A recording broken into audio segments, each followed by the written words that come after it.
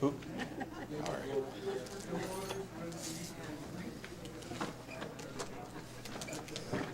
All right, everybody ready?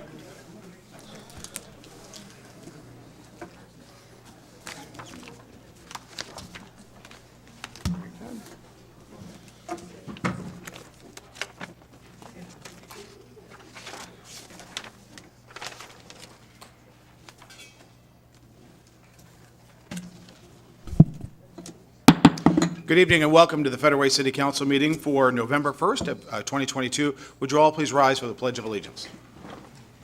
I pledge allegiance to the flag of the United States of America and to the republic for which it stands, one nation, under God, indivisible, with liberty and justice for all. All right, thank you, everybody. We do have two members of our council appearing remotely. First, we've got Councilmember Erica Norton. Hi, Erica. Councilmember Norton. And Councilmember Jack Walsh. Hi, Jack. Good to be here. All right. Okay, let's go ahead and get right into it. Mayor's emerging issues and report. Recent community events. We had the Multi-Service Center the MSC Helps Luncheon on October 20th, and that was a great event at the PAC. And thank you. And a great speaker, really very profound and very moving. And the Multi-Service Center just does such amazing work in our community, and it was great. And the PAC was great food, great event. So thank you, everybody. The Federal Way Community Caregiving Network Super Supper. I got talked into having 2 bowls, and I think I'm still full from it. So it was a great event. A lot of people there. We were over. I know, right? Yeah, exactly. And Susan's used to the hammy approach. So it was great. They had the different kinds of soups and the Christian Faith Center hosted it, and it was just a full venue. It was a great community event. Tricks and Treats at the Federal Way Community Center on 10/29. So thank you, John. John, can you give us a word? Tell us about it and how'd it go? Fantastic event. Over 280 registered and over 1,000 in attendance. And thank you for everybody who came. Everybody had a great time. Very good. All right. Thank you very much. Upcoming events. Dick's Drive-In, right around the corner coming up. And actually, we've got the groundbreaking tomorrow. And this is going to be right where the farmers market used to be on Pack Highway. So you can see it's kind of taking shape. Come on out. It's going to be great.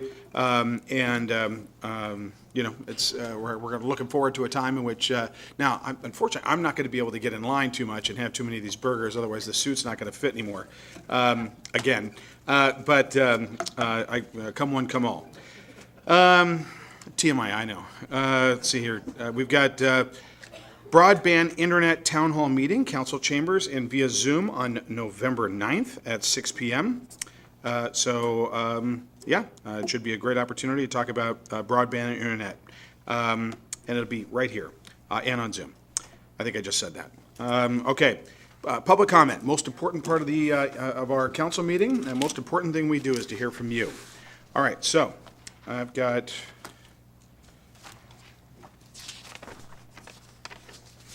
Now, Suzanne Vargo, is Suzanne here? Yes. Suzanne, I've got a written statement, but do you want to speak too, or do you want to? Okay, so yeah, you're first up, and Suzanne Vargo. I don't know how I got to be first in line, Stephanie. Got here early. Hi, thank you, council members, community. A decision to finally construct an O&M has been a critical part of our city history that has been avoided for over 25 years. The land was given to the city upon our incorporation in the 1990s. The deed to this property clearly states that the city operates and maintains the site in perpetuity as a public open space, public recreational facility, but may trade the site of part of the site property of equal or better recreational value. I have included to the council a copy of amenities offered by both Steel Lake and Town Square Park. That is your comparison. But there is no comparison. Steel Lake is far superior on every aspect. If the Annex Park is removed, the city will be neglecting their own standards for there to be a community park within the walkable city core. A community park must provide active, structured, recreational opportunities as well as passive recreation. Celebration Park ball fields are not fully utilized due to improper drainage and nearby wetlands that contribute to unsafe playing conditions. Celebration Park is not walkable for most, as it is 1.8 miles away from the city core. Steel Lake Annex is located in a low-income census tract, taking away from the recreational opportunities within this low-income area, and the underserved residents would have a dramatic impact on the health and well-being of those residents. Community parks such as the Annex Park define the community's image, culture, and community character. They also provide opportunities for social interaction and enhance community quality of life. The Park Recreations and Open Space Plan, PROS, for 2019 tells us many great things. Of this, the surveys received from Federal citizens reveal that there is a strong community desire to maintain and improve the existing park resources opposed to acquiring new park land. That is the number one core value of this plan. Emphasize the community's desire to further enhance a park system that already provides its residents with abundant recreational opportunities. The recommended action for Steel Lake Park is to update their master plan to upgrade athletic fields and passive recreation areas. It is a tactic of the city to allow area facilities such as a skate park to go without maintenance so they can claim it as unsafe and underutilized. We must protect our natural systems, and it is the obligation of the city to be environmental stewards of this land. I'd like to point out that the solution to turn on lights at Lakota and Sacagawea are unacceptable. Those fields actually had a master plan from 2006 that were completely ignored, and those lights and fields should be usable right here today. They also do not stand within the city core walkable limits. I'd like to... Thank you, Suzanne. Thank you very much. You're so lucky. Verita Johnson.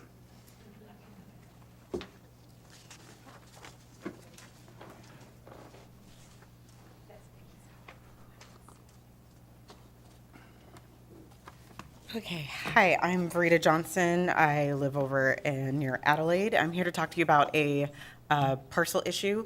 Just a little bit about me. I am a public servant as well. I work for King County. I am a safety officer for transit.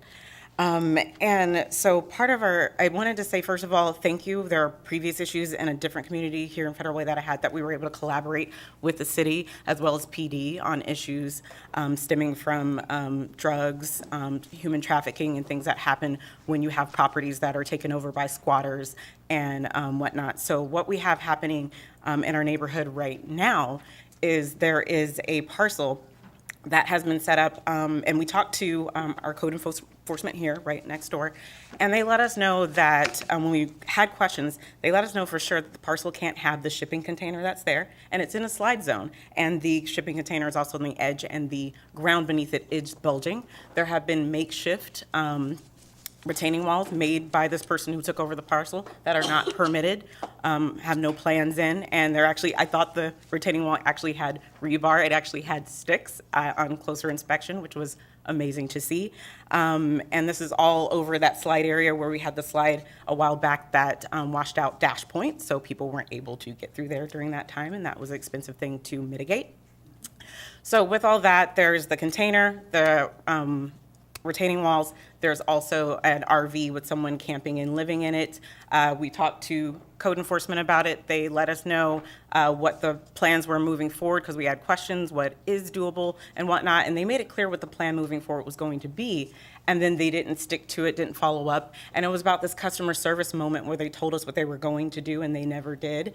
They didn't even, the email I got just Friday was about the RV, and they haven't even really tried to ask the person to remove the RV, and they asked us to wait the 60 days. And this was back in July that we brought the issue to code enforcement's attention.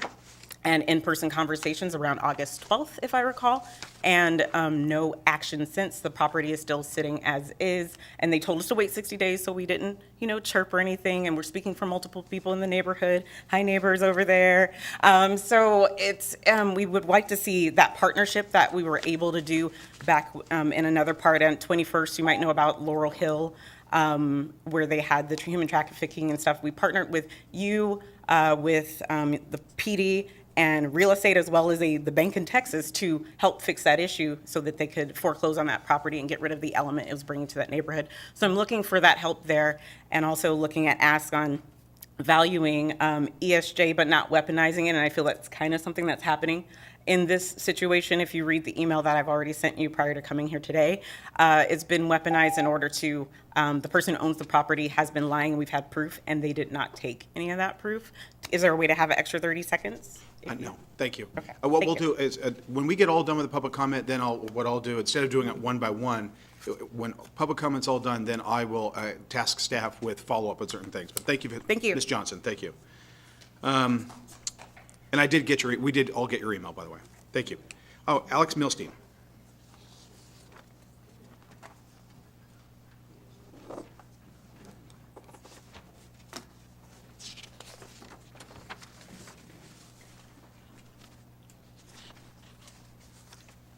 Hello, my name is Alex Milston, and I'm a resident of Federal Way.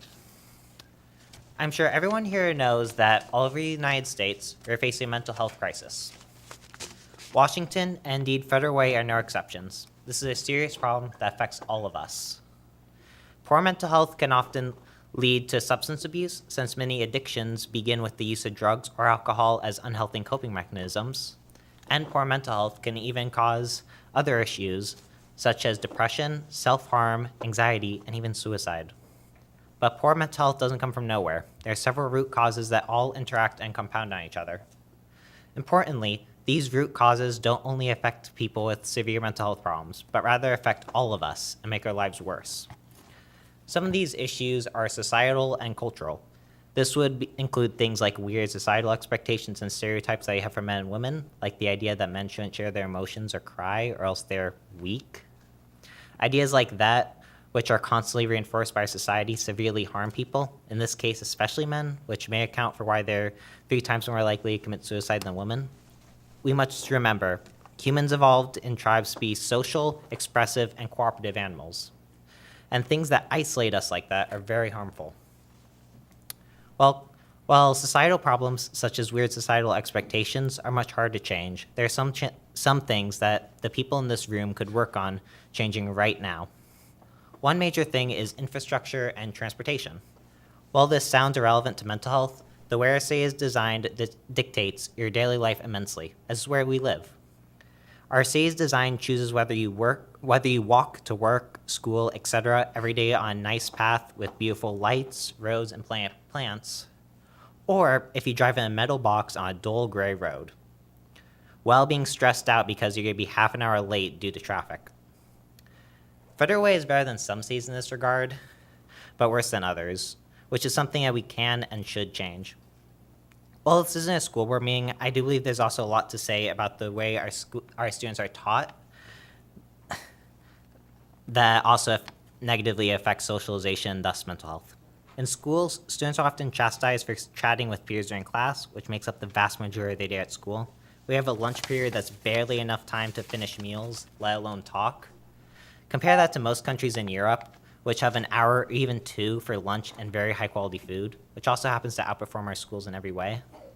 In addition to that, our schools essentially consider working with other students as synonymous with cheating, which is unfathomable, considering that they're teaching human children, which are from a species that is naturally cooperative and an age group that especially needs to learn social skills. All of these things make the ideal student someone who's quiet, keeps their head down, is asocial, does nothing but study, and likely depressed. Thank you. Thanks, Alex. All right, Felicia Wilson and Stacy O'Shea.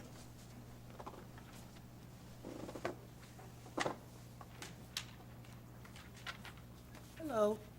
Good evening. First of all, I would like to thank you for giving us the opportunity to speak about library services that are available in the community. My name is Felicia Wilson. I am the Regional Library Manager of the Soundview region of the King County Library System. And had the pleasure of meeting some of you at our Makerspace grand opening on September 17th. Okay. Federal Way and Federal Way 320th libraries are part of the Soundview region. 2 of the 5 libraries that are part of the Soundview region. The others include Woodmont, Des Moines, and Valley View libraries. We would like to thank, along with me is Stacy O'Shea. She's the Library and Information Services Manager who supervises both Federal Way libraries and the librarians that work there. So I'm going to stand aside and let Stacy talk about some of the great programs and services that we're currently offering at Federal Way libraries in our makerspace. Great, thank you. Yeah, we need to make sure we expend this to 5 minutes because it's an organization. Okay, go ahead. Thank you. I'm gonna talk fast. I do supervise librarians at both libraries, and what I wanted to point out was the vast variety of programming that we do have at our libraries, because we would like to serve all age groups, all the demographics, all of our community, to make a welcome opening space, open welcoming space for people to make connections among each other so that we can prosper and grow as our community. So, for instance, just this last week, at each location, we had a voter hub so that people could come register to vote. We also have a citizenship class every week for immigrants learning English and preparing for their citizenship. For kids, we have things like book chat online, because we're still doing a lot of that stuff online. Nancy Stewart, who is practically a celebrity in the children's entertainment world, she's going to be at the 320th Library this month. We have story times for all ages at all of our libraries, and we plan to expand that next year. Right now, they're family story times, but next year we're going to focus more on young children, a little bit older children, to try to hit those demographics too, help them learn and to learn amongst each other. And it also allows parents to network and get to know each other. We've got Tinker Tots, we've got Brick Builders, which is Legos. This week, oh my gosh, you guys should all come. Snoopy's Traveling Trains Model Train Exhibit. There's a model train expert coming. He's going to set it up. We're going to have an expert to answer your questions. It's just going to be so much fun. That's at Federal Way. We have a very strong teen advisory group. They meet online and they provide programs online. For instance, today we had Cook and Chat, pumpkin brownies and iced pumpkin spice latte. So we did miss that, so I'm sad. For adults, we also have mindfulness and gratitude, poetry, seasonal watercolors. We had an intergenerational theater group last month. The people could come and watch a show and then talk about it at the end. For older adults, we've got things like Secret Language of Healthcare, Retirement Reinvention, and Enlightened Aging. And then the thing that we talked about earlier, that several of you came to, was the Makerspace opening. We have a lot going on in the Makerspace because we would like to really get people to come in, try the equipment we have. It was made possible by a grant from our library foundation. And so we have all kinds of things, online programs like a Tinkercad meetup, video game design, audio 101 for adults, Disco Isn't Dead. We have mini makers where young kids can learn the basics of STEAM and STEM learning, get to dexterity, scientific method, things like that. We had a Halloween Crafternoon Spooktacular that was just a fun make-it event with crafts and things. We've got woodworking for beginners, teens and adults, and we're working with the South County Tool Library for that one. So we just have a lot of things happening in the library for everybody. I really would love for you to come explore, come hang out with us. Okay, and then we're done. Okay. Thank you so much, I appreciate it. Okay, and this is just an example of the programs and services that we offer, and we welcome you as our partners in Federal Way to come and explore what's going on in your local library and also online. Thank you. Thank you. And All right, a great thank you so event much. at the table. Appreciate the work you do. All right, Bob Riddle.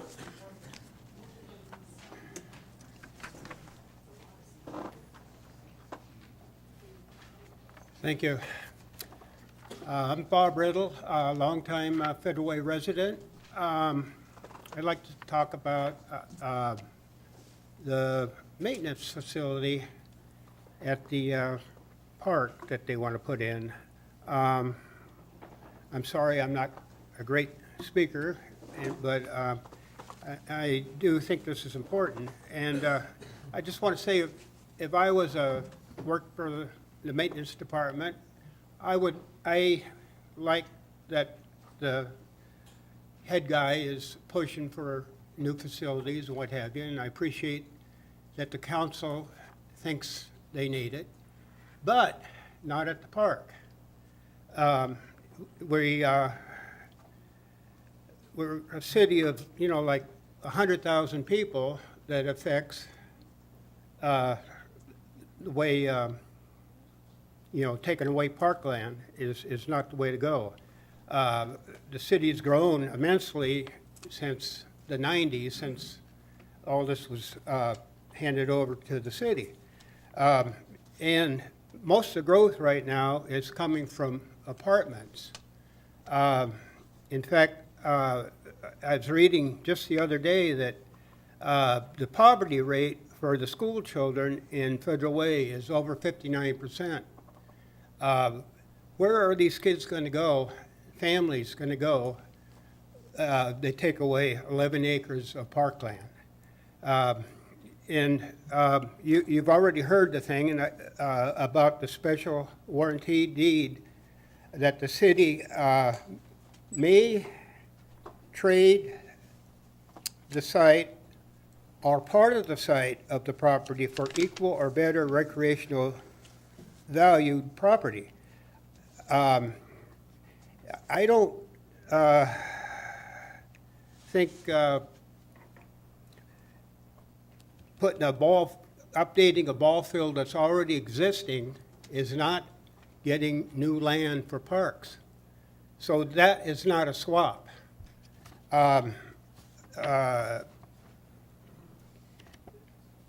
The facilities that are there now, if that were to be put into parkland, it is not an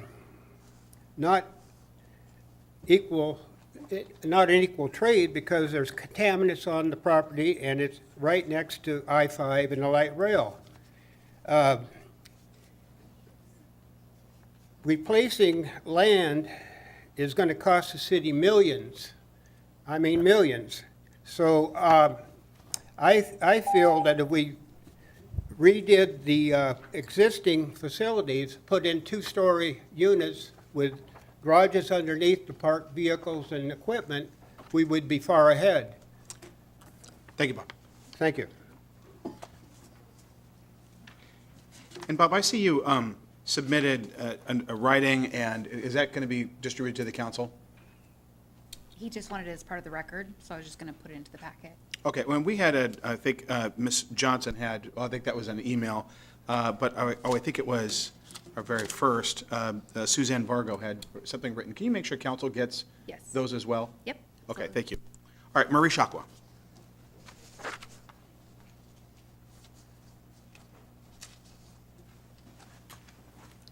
Yes, my name is Marie Shakwa, and I reside in Federal Way still. And that gentleman had a lot of good ideas on the park. I know you need a new O&M facility. You've needed it since 1999.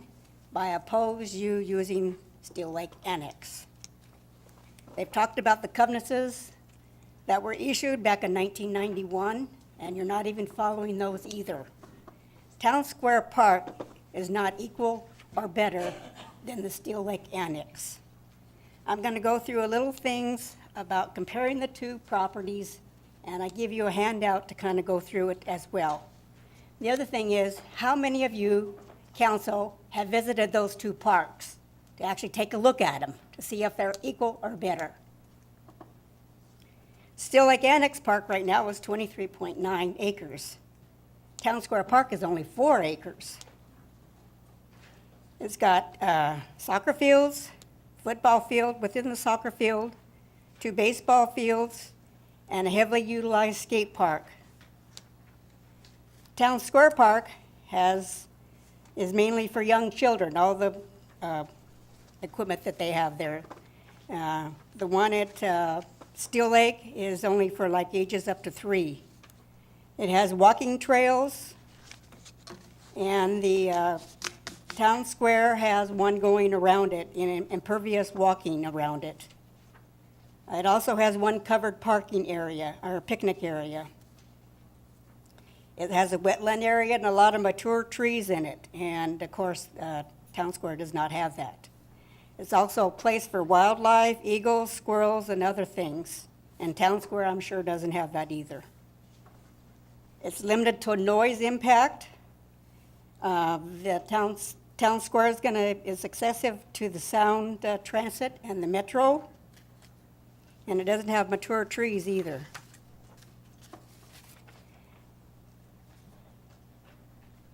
It's safe for, the annex is a safe family setting. It has shaded spots for pets, children, and seniors. And we do have a couple senior citizen places that live right by it that walk their dogs over there right now. And if you take that away, they won't be able to use that either. Town Square is vagrant activity. It has drugs, needles, homelessness, metro transit people. And the annex is a nice place to go.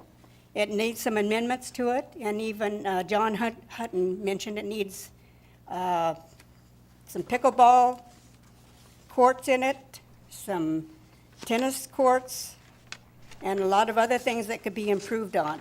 And I noticed that you haven't been giving much information on updating any of the parks around here. They're about the same, so thank you very much. Thank you. Okay, Karen Brigado, and it was paperclip to Brandon Moak. Did you want to come up at the same time or separate? Separate. Separate, okay. Karen Brigado.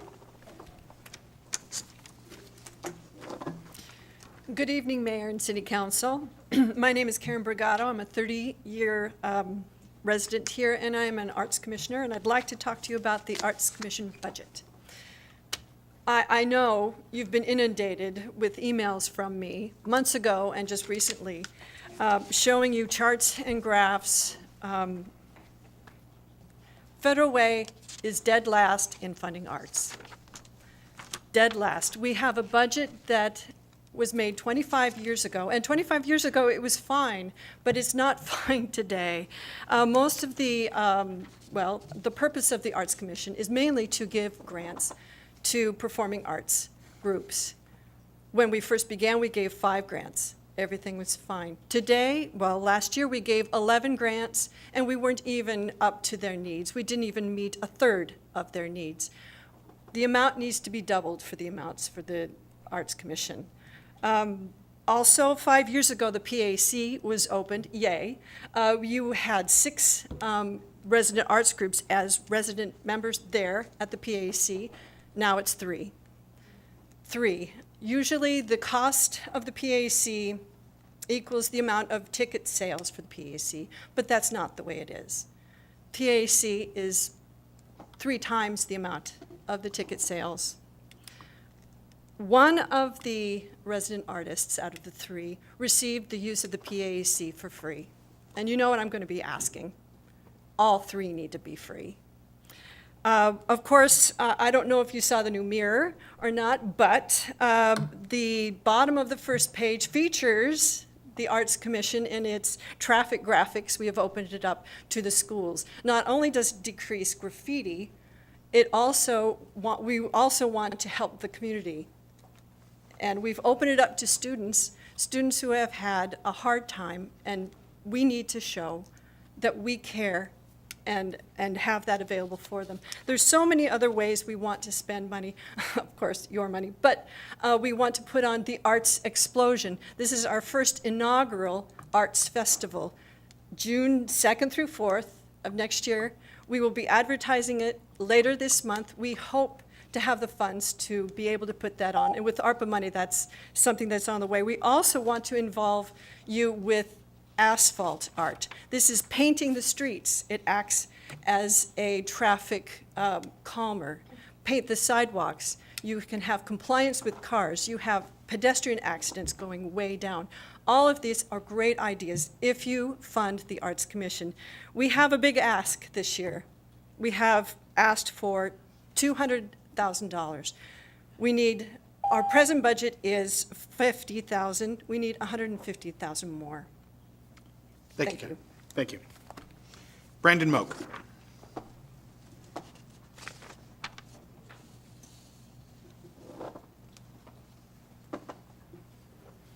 Hi there, Brandon Moak here. I'm here in support of Karen, but some of you know me. I own a business in the city. I own Federal Way Custom Jewelers, but I'm here today representing the Federal Way Symphony, of which I'm the president of the board of the Federal Way Symphony. I got involved in the Federal Way Symphony because when I moved back to Federal Way, having grown up here, I wanted to live in a place that had a vibrant arts community. I also wanted to run a business in a place that had a vibrant arts community, so I got involved as a volunteer, then a board member. I'm now president of that organization. And sadly, what I've seen is local government, not just city, but county-wide, that hasn't supported the arts to the level that I thought we would see. That's from grant funding to cost of city buildings and city services. The amount of money we get from the City of Federal Way through the Arts Commission has actually gone down every year for the last 10 years due to increased need from other organizations. And their budget is about a 1/12 of what neighboring cities like Auburn has to feed the arts. So the Auburn Symphony, for instance, gets about $90,000 a year from their local government in a grant in addition to other money. We get $8,500 from the City of Federal Way.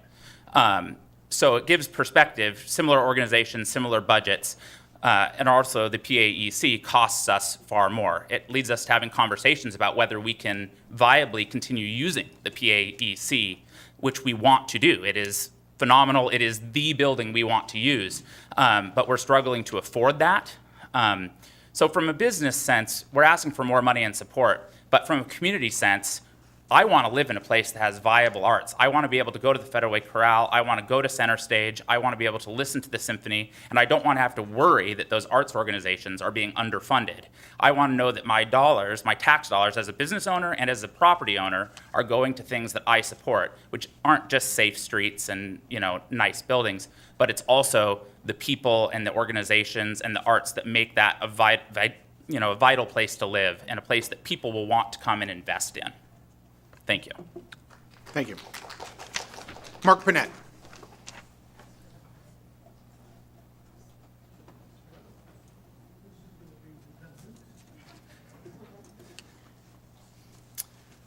Mr. Mayor, Council, my name is Mark Panett, and my topic happens to be Arts in Federal Way.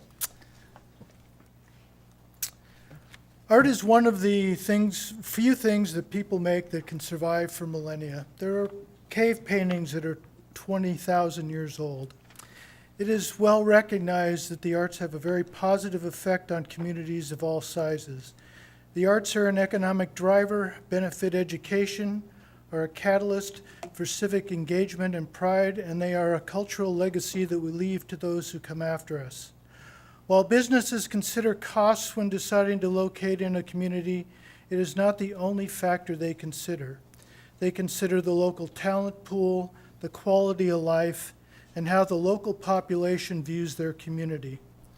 The arts are an important indicator of the quality of life, and they provide insight as to how a community views itself. I looked at how other communities view the arts. In Bellevue, their strategic vision states, "We provide the lifestyle, amenities, and institutions that attract the next generation of business leaders and innovators."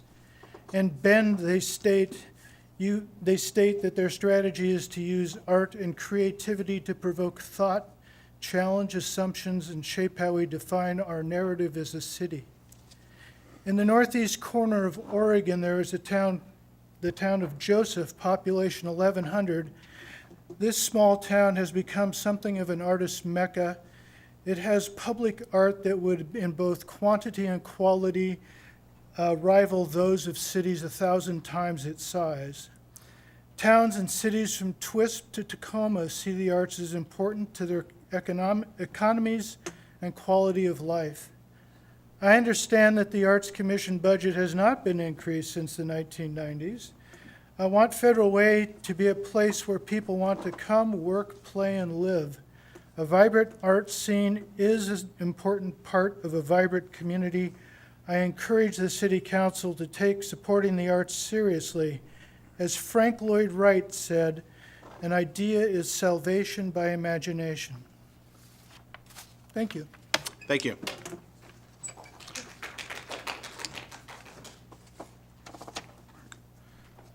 One second. Matthew Safely.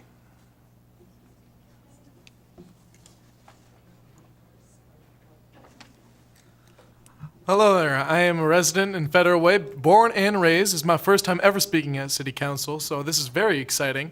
In my first year voting, what I want to bring up today is my educational experience in Federal Way.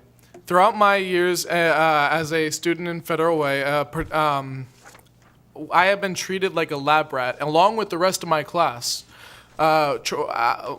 We have, and I've been told this by teachers and also by administrators, that, this is my first time, I'm kind of nervous, that this new grading system is purely experimental, and it was until late middle school to where I finally accepted that this is never going to stop, and it didn't stop. I would say probably I've gone through more than a half a dozen different grading systems throughout my years of being a student in Federal Way, and this ought not to be so. We need to go back to actually just pick any city at all in the country who has a grounded a grading system that's been established for at least 30 years. Pick it and go with it and run with it. Enough of these new innovative ideas to try to educate our children. It has been failing miserably every single year, year by year. It is not going to work, and it will not work. And also, I would like to raise our standards for teachers. Enough of the introverted teachers that do not know how to speak to a large group of people. I am no exception. However, if a person is going to be paid over $50,000 or $60,000 a year to educate students, they need to learn how to speak confidently, without stuttering, uhs and ers. And they need to learn how to speak longer than 10 minutes at a time, and enough of the YouTube videos, and getting back to the textbooks. If you want our education to prosper, look at whatever we did 30, 40 years ago and do that. Was it perfect? By no means, but it was better, and statistics show that. And also, I want, if you really want to boom the employment rate in Federal Way, I highly encourage that we teach students, particularly seniors, how to contact a hiring agency. I did that, and I found a job within a week. I know many people in my generation who are unemployed that were never taught how to find a job, particularly staff mark. Thank you. Thank you. Craig Patrick. And then as he makes his way, I've got Ann Blevins after that, Trinice Rogers, Carolyn Hoover, and Tony Ball.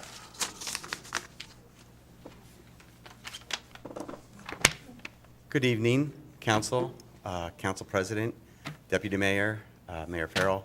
My name is Craig Patrick. I've been living in Federal Way for about 25 years. I want to talk about the stand-up organization. I think there's a lot of misconceptions about the stand-up organization. It's an indie organization. There's three parts: the community part, the political part, and the school part. I'm here to talk about the community part. So you may want to ask, what does the community do? So far, over the last year, year and a half that we've been working, we have been able to get a couple people into treatment and off the street. We've been able to get people who needed a community service hours. We were able to facilitate that for them. We've been able to make the community safer. We've been able to get people into DSHS to navigate that system. We've been able to work with businesses to get the businesses cleaned up. there's been businesses where the transients tend to migrate to. And what we've done is on some of these businesses, we've taken down the bushes and trees, so there's no place to hide. There's been transients blocking fire accesses to these buildings. They just set up that place in the back of the building where the fire accesses are. They moved them out of there. We've done litter picks on the street. Our area, our community aspect of it is kind of drawing to a close because of the weather, but we're looking at new things to do. I've talked to a guy named Marquise, that I've known, and his church wants to start doing some type of services. So we're trying to work with Marquise on what we think might work for them and what might not work for them. We don't want services to keep continually giving out clothes and different items, because in the springtime and the summertime, we go back to these camps and we have to remove like tons of garbage that they're given. We're trying to get them into services. We talk to these folks, and they're not really too amenable to services. That's the community aspect of the stand-up organization. The political aspect of it, I just got done reading an article in the Mirror. I'd really invite the Mirror to come talk to the stand-up organization instead of going through a third party. It seems like they're just in this theorist kind of writing their article about stand-up, and I don't understand where that's coming from. I would really like the Mirror to come talk to the stand-up organization to find out what's going on. But the community aspect of it, it's an organization that's going to be here for a while. I know the ARPA funds have probably already been distributed, but I know Bob Ferguson did sue the opioid manufacturers, and the money did come from the opioid manufacturers, and that seems to be what we're dealing with here with the stand-up organization. The community is an opioid problem. So even if it's $2 a month, $10 a month, over 17 years, I believe that the stand-up organization should really be benefiting from some of these funds that we're getting from these lawsuits. And that, it'll just keep our name up front, and it'll keep us in the program. And it'll let us know, it'll let the stand-up organization know that the city cares that we're helping our community. Thank you for your time. Thank you. Ann Blevins.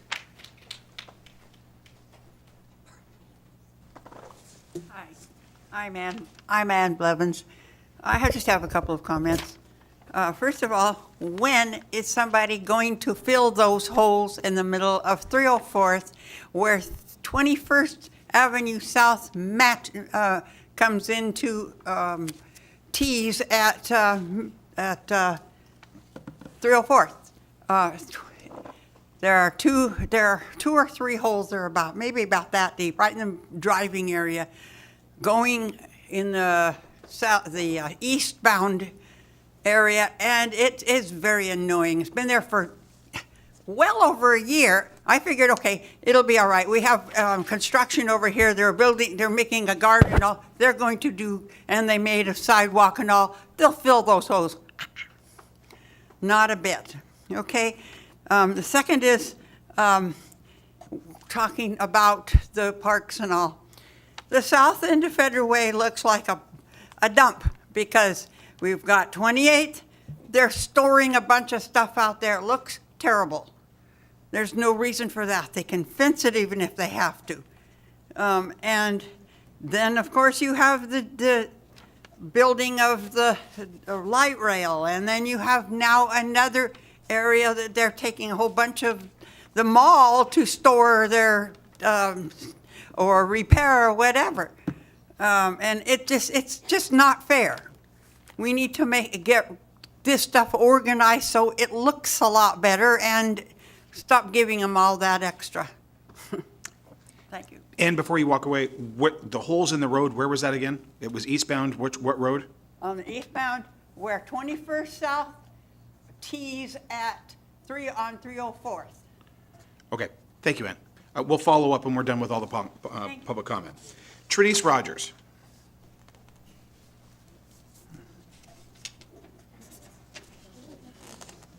We'll figure it out. Hi, good evening. Hello, I'm Mayor Farrell, Council. I wanted to first address the community. We were really looking forward to the joint meeting with the Federal Police, or with the Federal School District and the City Council. I did attend the most recent school board meeting last Tuesday, and during last school board's meeting, it was announced that the city council made the decision to cancel this highly anticipated meeting. It's a really huge it's a huge missed opportunity on behalf of the scholars of our community, as well as their families and local stakeholders. And hopefully you'll reconsider this in the future. Moving forward with efforts to honor John Connor in the form of a naming or renaming a street after him. If the city lacks the funds to fund this effort, another great alternative is to name the PAC after Mr. John Connor. It's pretty disheartening to learn that our city is actively trying to sell the naming rights of the PAC to an individual or individuals or organizations that have absolutely no connection to our community. Mr. John Connor is more than worthy of this recognition.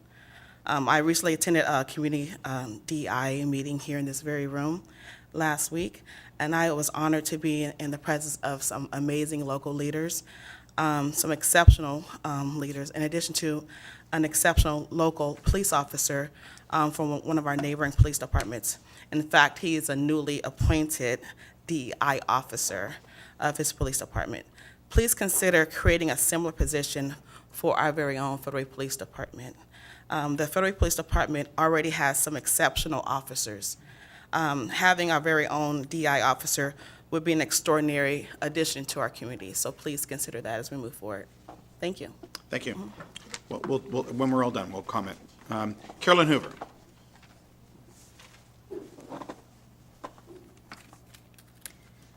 Good evening, everybody. My name's Carolyn Hoover. I've lived here for about 64 years. I'm going to pivot to the shopping cart issue. Why would we not pass this cart ordinance? Is it to protect our street population from uncomfortable consequences? We need to stop this criminal activity and allow them to confront and manage the consequences, even though it may feel unloving or mean. Our silence or inaction will help to keep these individuals from seeking help they need for addiction and/or mental health struggles. Laws are a system of rules designed to regulate behaviors. Laws also set the standard for acceptable and unacceptable behaviors in society. We all rely on police to enforce these laws, as well as protect the rights of all citizens. I think we can all agree and accept that more resources are used to solve serious crimes than petty crimes. We also understand our police officers' time is valuable, and they are very capable of prioritizing calls they are presented with. Now, maybe you've all talked about it, and maybe we can utilize the person or people that collect carts now that are abandoned. We could provide a great service to the citizens of Federal Way as well as our business community by having them play a part in retrieving the stolen property. I'm not saying take their belongings. That is totally wrong. But businesses, for the most part, have tried to deter this theft by using technology, adding poles, and manual efforts to avoid the theft or removal of their property. I'll tell you a story. Last week, I have a business in Federal Way, and I had a new person coming to our shop for an appointment. She pulls in, there's 3 carts scattered in our parking lot, piled high. One has a twin mattress on top of it. And the first thing she says to me is not hello. She says, "Is it safe here?" And it kind of startled me for a minute because I'm kind of used to that. But I did kind of look around and think, well, maybe not. You know, come on in, we'll lock the door. We always do anyway. But anyway,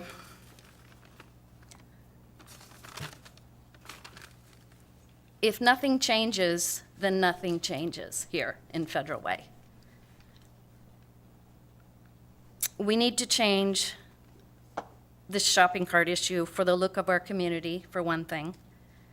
We need to set boundaries and expectations for the street population.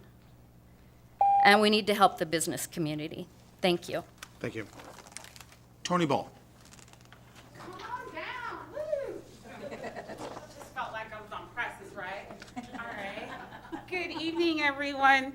Mayor Farrell and the City Council. My name is Tony Ball, and I am a United States Army veteran, proudly served in combat in the Operation Enduring Freedom and Iraqi Freedom tours.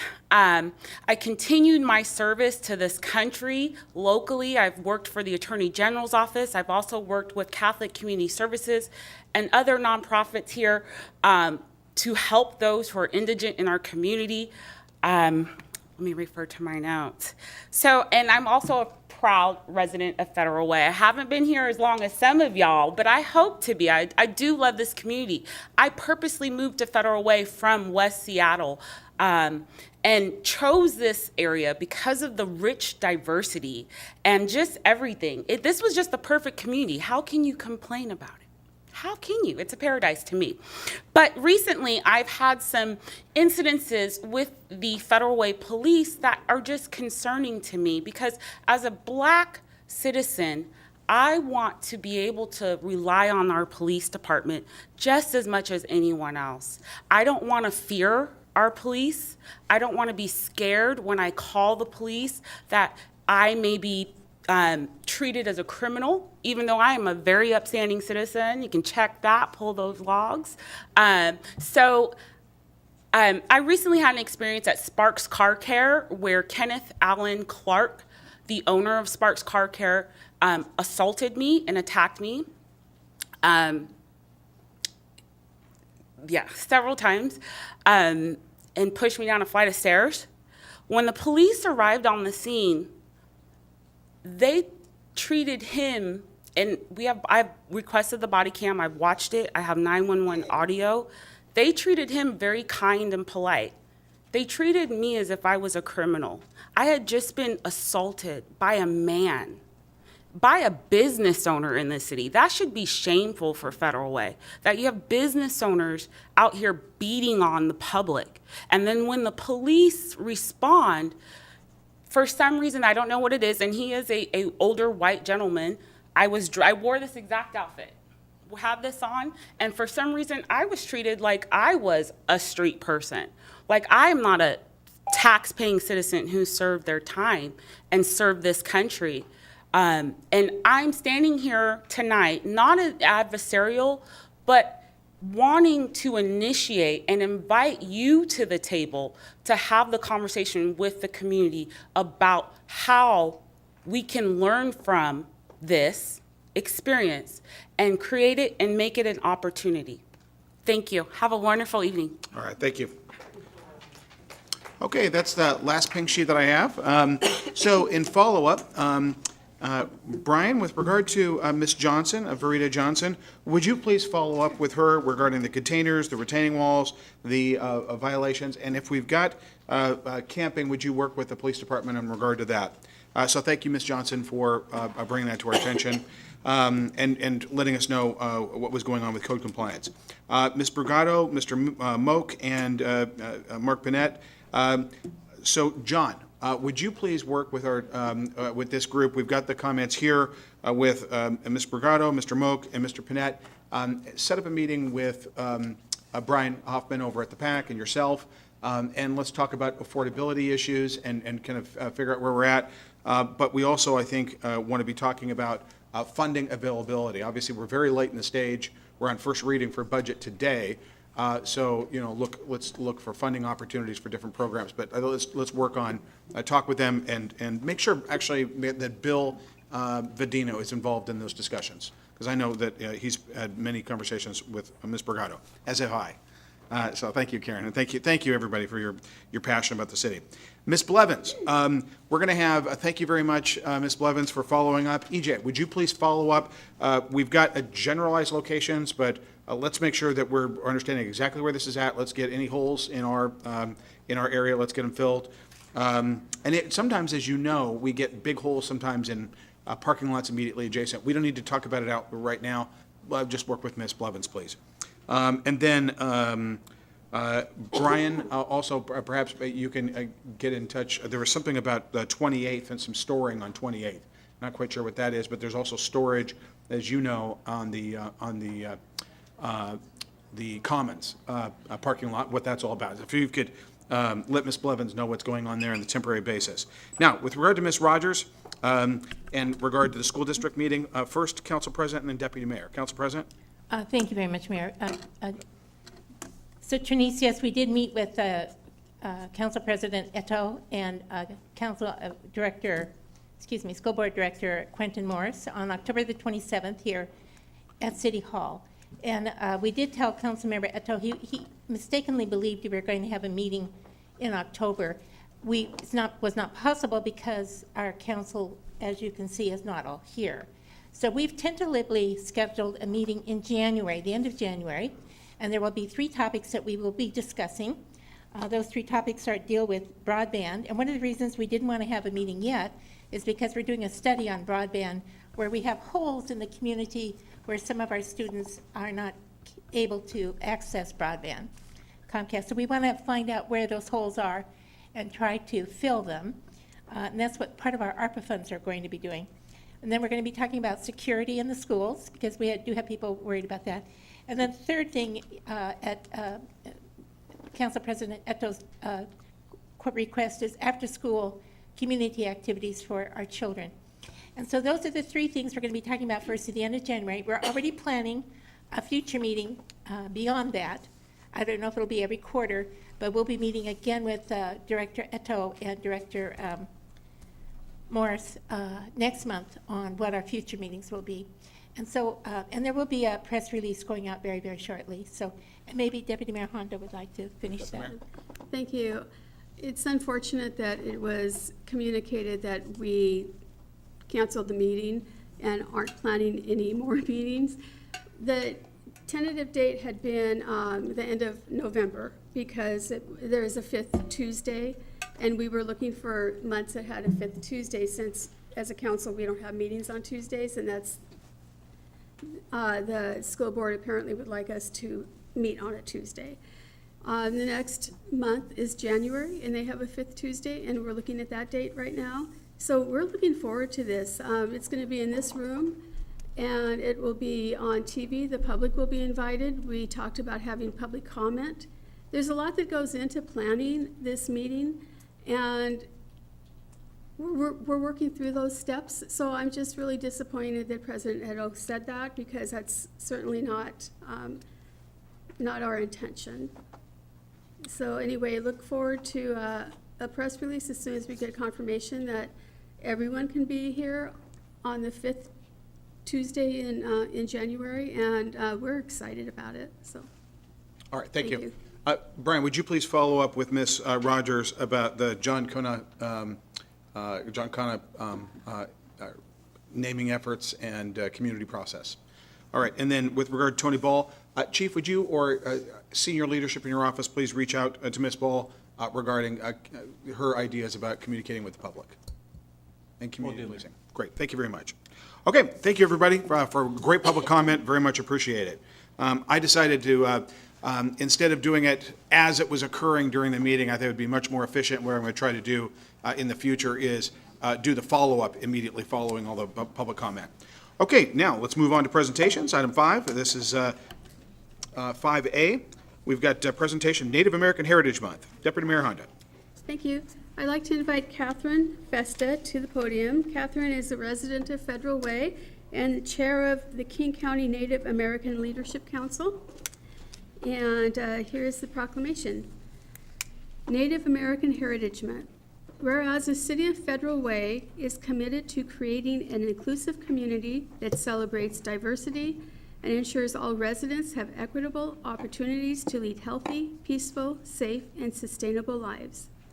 And whereas we acknowledge Federal Way was built upon the ancestral lands and villages of indigenous peoples of this region who have been here since time immemorial, and whereas Washington State is home to 29 federally recognized Native American tribes, including the Muckleshoot Indian tribe and the Puyallup tribe of Indians, located in Federal Way and surrounding areas.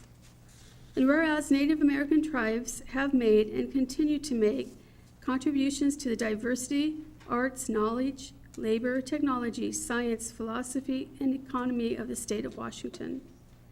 And whereas the historical and cultural contributions, especially those of the Muckleshoot Indian Tribe and Puyallup Tribe of Indians, have substantially shaped the character of our city. And whereas Native American tribes in Washington state are leaders in environmental protection, from protecting treaty fisheries to strengthening the national effort to protect lands from environmental destruction associated with resource extraction. And whereas Federal Way is committed to strengthening our relationship with Native American people and Native American tribes and supports their efforts to improve their people's quality of life. And whereas Native American Heritage Month is celebrated annually to recognize Native American cultures, history, traditions, art, land, and contributions.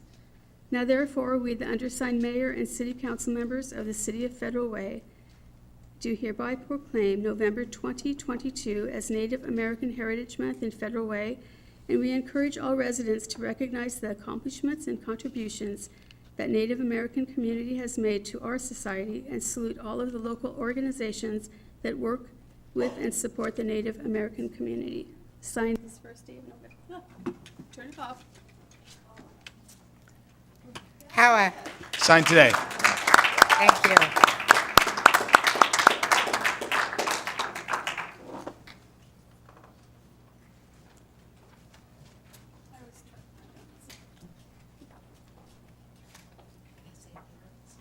Yes, oh, you're on the picture.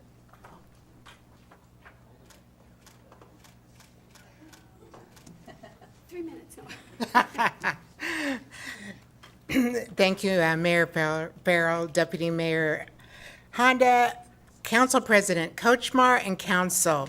I am a Haida Raven from the Double Fin Killer Whale Clan. My mother was born on the Haida Gwaii Islands. At 5 years old, she was put into a boarding school, and we lost our culture and our language, and we're trying to get it back. And I am an urban native, and I am not on my land right now. This land we're on right now is the Puyallup, the Duwamish, the Muckleshoot, and it's all a part of the Coast Salish people. And I just want to let you know that America is a vast of many native cultures dating back thousands of years to original inhabitants of the land.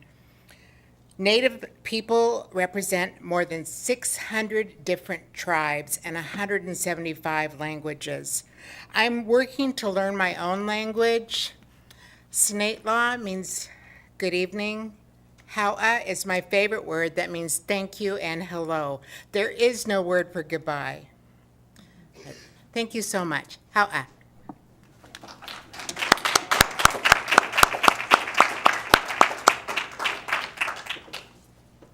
All right, thank you very much.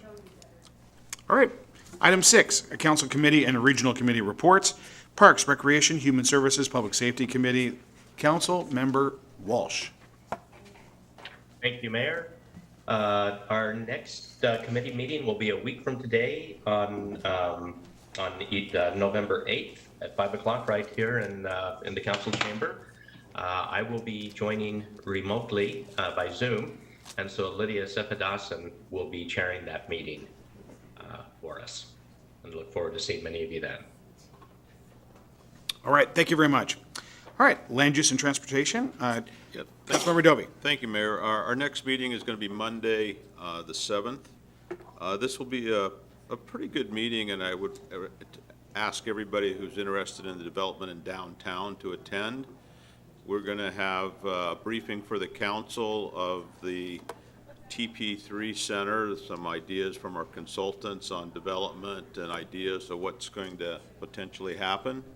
It'll be an opportunity for all the council members who haven't been in the meetings, talking to them about what's looking forward in the future. So it'd be a kind of a groundswell meeting, a starting point for people in Federal Way to see some of the long-term visions. So I'd encourage everybody to come to the meeting, know that we'll be doing some mundane things like putting streets in and filling potholes and stop signs and all the things that land use really does, but there will be a long opportunity to hear the presentation of the future of the downtown. Thank you.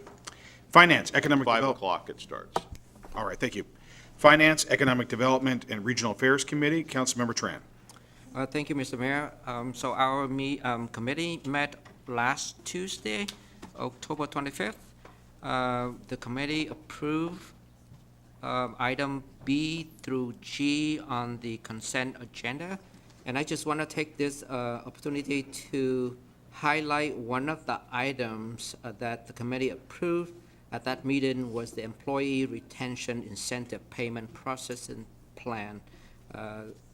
We've been waiting for this for quite some time, and the committee approved this item, and I would highly recommend the full council to approve this today as a way to show our appreciation to our employees.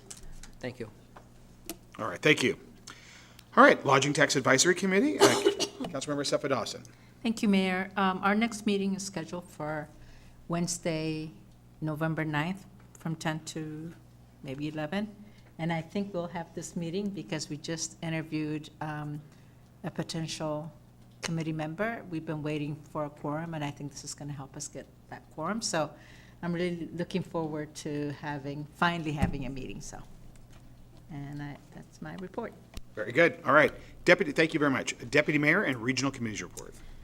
Excuse me, thank you. So I just want to remind council that AWC has some things coming up. Tomorrow they have something called Cities on Tap. It's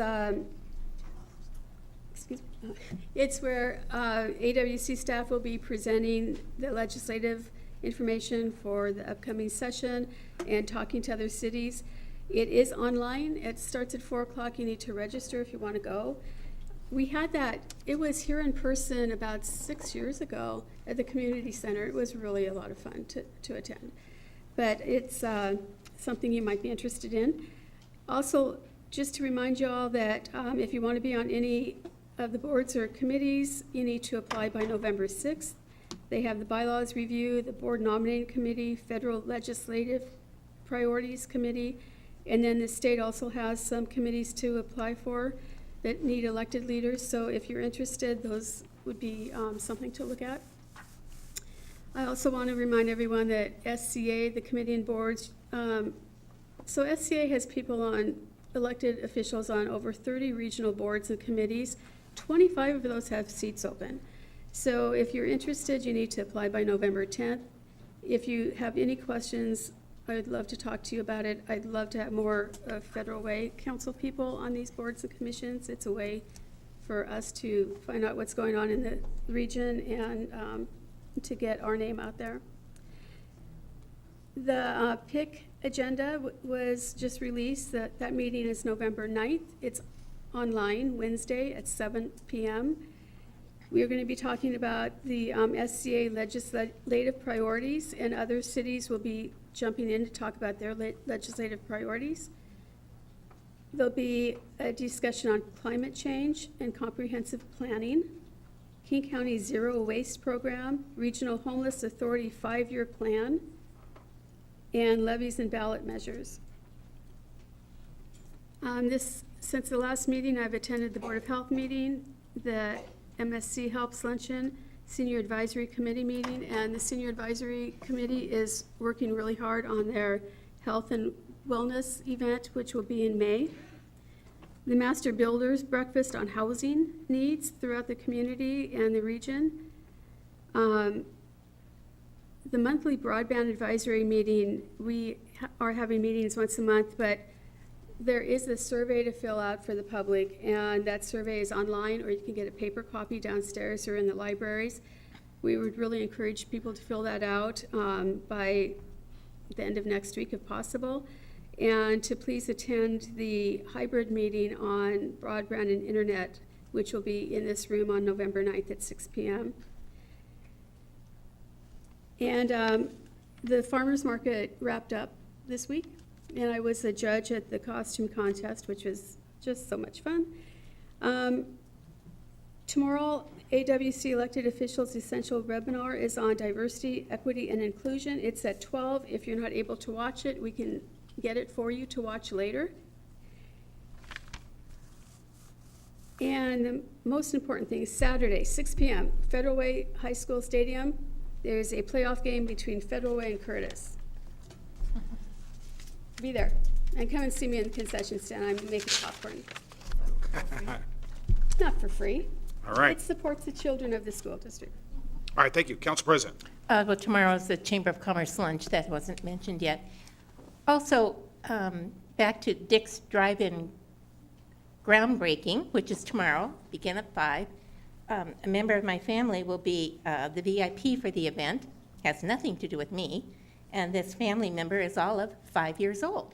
Oh. And so my little granddaughter, other grandmother, who has since passed away, had won an award for when Dick's Drive-In opened in Kent, talked about dating at the Dick's Drive-In at Capitol Hill when they were broke college kids, and talked about the different cars they drove in.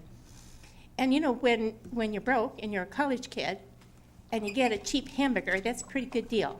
Well, hopefully, with our Dick's Drive-In here, it should be an interesting way to meet people. We really need a way. Third places, the kind of places where you gather to meet and get to know other people, so you're not in your car and you're not on Zoom.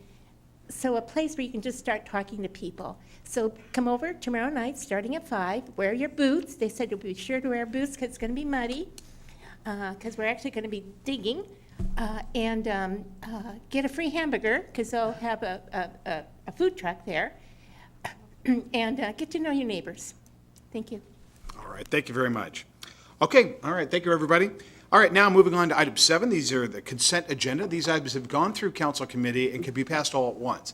After I read all the items, I'll ask council if they want to pull an item for separate consideration. Okay, item A, minutes for the October 18th, 2022 regular and special meeting minutes. B, AP vouchers 9/16/22 through 10/15/22, and payroll vouchers for September 1st, 22 through 9/30/22. C, monthly financial report September 2022. D, 2023 Highline College Small Business Development Center SBDC Interagency Agreement.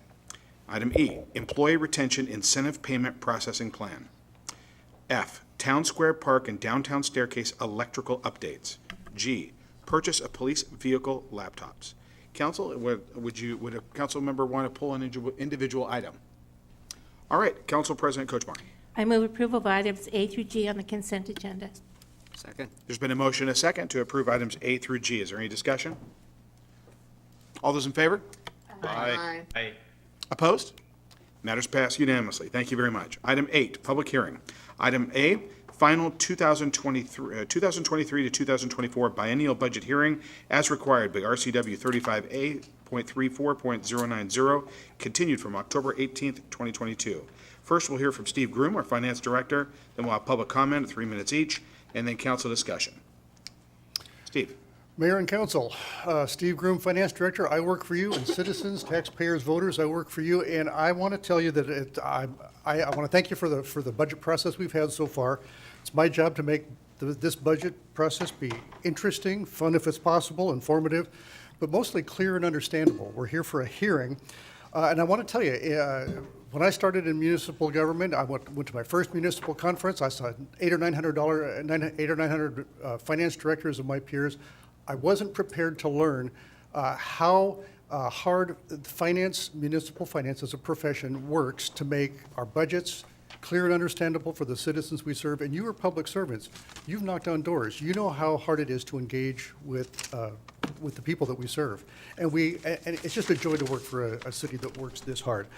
I have a very short presentation. It's about 4 slides because we're here to get public input. However, I want to introduce the item properly. This is for a hearing. Later on tonight's agenda, we're going to have 2 more items that are going to have council discussion on the budget itself, and then we have a levy ordinance. But this is the hearing. We're almost at the end of the process. Tonight is the next to last evening where we're going to have a council meeting to discuss the budget. On September 15th, the mayor's budget was presented publicly, and we posted it to the city website, after which we've had 4 study sessions. And anybody starting in September, if they had read the mayor's message, it's a 10-page executive summary that tells them as much as we possibly can in a very short, concise amount of what the rest of the budget has. And we started with having every department come and present. Following all the discussions, we presented a revised proposed budget, taking the city council's input. That's also posted to the website. And the budget that's in your packet now includes all of the proposed items discussed.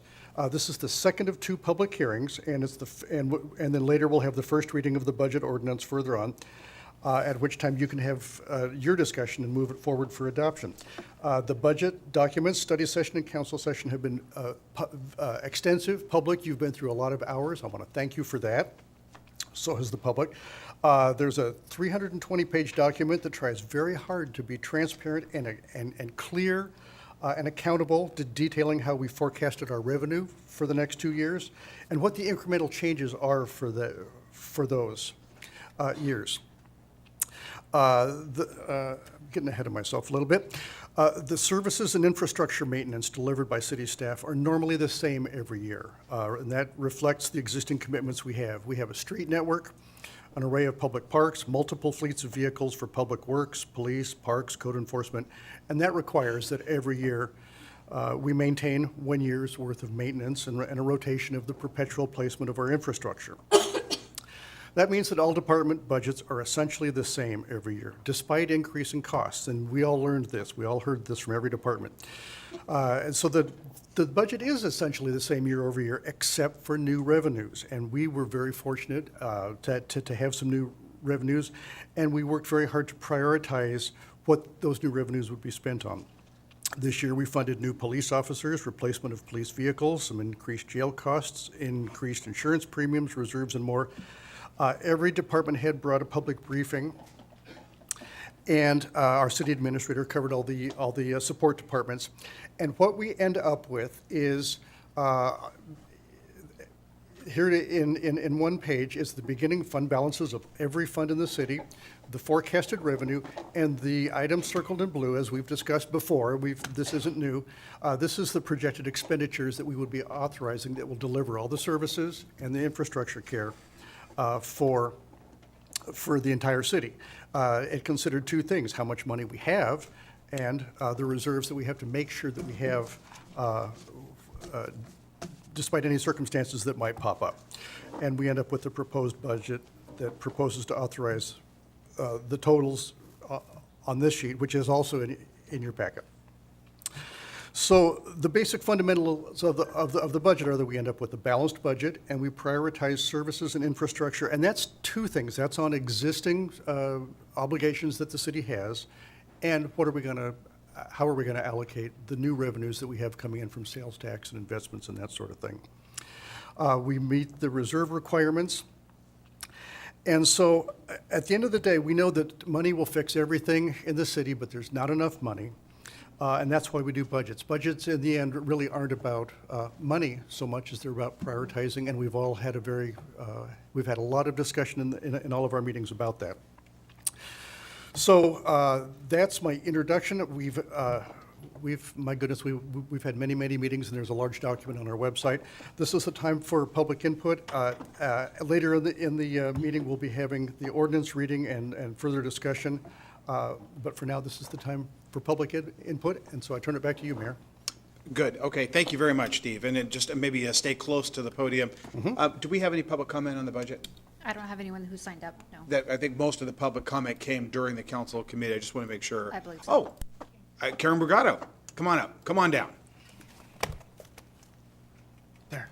And we've already got her material for the pink sheet. Can I get it? So if anybody wants to come in on the budget, please let us know. I know I talked earlier. We have our request for $200,000. We have $50,000 now. We need $150,000 more. And I will leave you with this thought. And I know there's Council Member Norton somewhere in the ether You're an artist. You draw. You know what it's like to value artistic expression. Council Member Walsh, out there somewhere, you have a wonderful baritone voice. You sang with the choir for one season. You know we fund the Fedaway Chorale. President Kochmar, you actually opened the Make Music Day. We gave away kazoos, Fun Day. That was funded by the by the Arts Commission. Deputy Mayor Honda, I remember you saying that you took your daughter every day to Aria Dance Studio. We funded Aria Dance Studio. Mayor Farrell, I know you and your family have been to Center Stage. I bet your son made you go because he wanted to see his friends perform Bye Bye Birdie. You know what it's like. We fund Center Stage. And I know up there, for those who I didn't mention, they're probably closet artists and actors and singers in the shower. Everybody up there has been somewhere, sometime, touched by the arts. Please, we ask you, don't forget us, don't neglect us. We need funding. Thank you. Thank you very much, Karen. Is there any other public comment with regard to the budget? Come on up, or down. I'll get this done. I think you're supposed to say it a certain way, right? Come on down. With maybe a little more oomph. Yeah, more, exactly, I gotta sell it, okay. Next up on the Exactly. city council. With regards to the budget, I know times are tight. I know that the city does struggle with budgets and allocating funds. I also know that there are slush funds in budgets, discretionary funding that goes out once in a while, so usually a few $100s. The stand-up organization has contributed their own time, their own money, their own bags, their own tools and equipment to make this a better community. We've worked out business with businesses that have given us donations. We don't ever charge for anything. If property owners want to contact us and help work on certain issues, we're amenable to figuring that out. If you could humbly request maybe $500 for the stand-up community organization. Not the PAC, it's a 501c, it's a nonprofit organization. For the community, it would really make us feel like we're valued if we got some kind of feedback from the city, whether it's just a $300 check or just a thank you or a monetary fund, being that we're talking about a budget, and not an ongoing thing, not a monthly thing, just we know you guys are out there doing the work, we know we appreciate what you're doing, and so if you can find any discretionary funding, a few $100s, that would really be great. And I thank you for your time. I thank you for your consideration. Thank you. Council President? I was just going to say, Craig, that might be an appropriate application for you to talk to our Human Services folks and apply for the ARPA funds that are going to go through Human Services. Are the ARPA funds Isn't already, it? are they already distributed? No. Oh, okay. There's 3.75 million. Who would be the person to contact? Sarah. Sarah, okay, I've worked with Yeah, Sarah talk to before. her about making an application. That would be the more appropriate place. Okay. All right, thank you very much. All right, thank you very much. Okay, all right. Any more public comment on the budget? All right, thank you. Council discussion. Any questions or discussion about this? Okay, Deputy Mayor? might as well. So,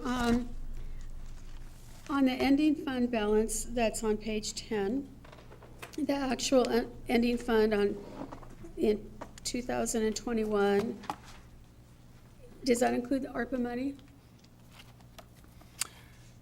It does. I believe we budget it as revenue in the year that we got it, and we budgeted it to be expensed and spent. So it's budgeted to not be remaining fund balance. We'll carry it over if we don't spend it.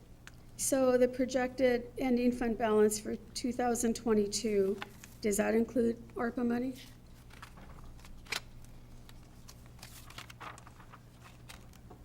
It does, yeah.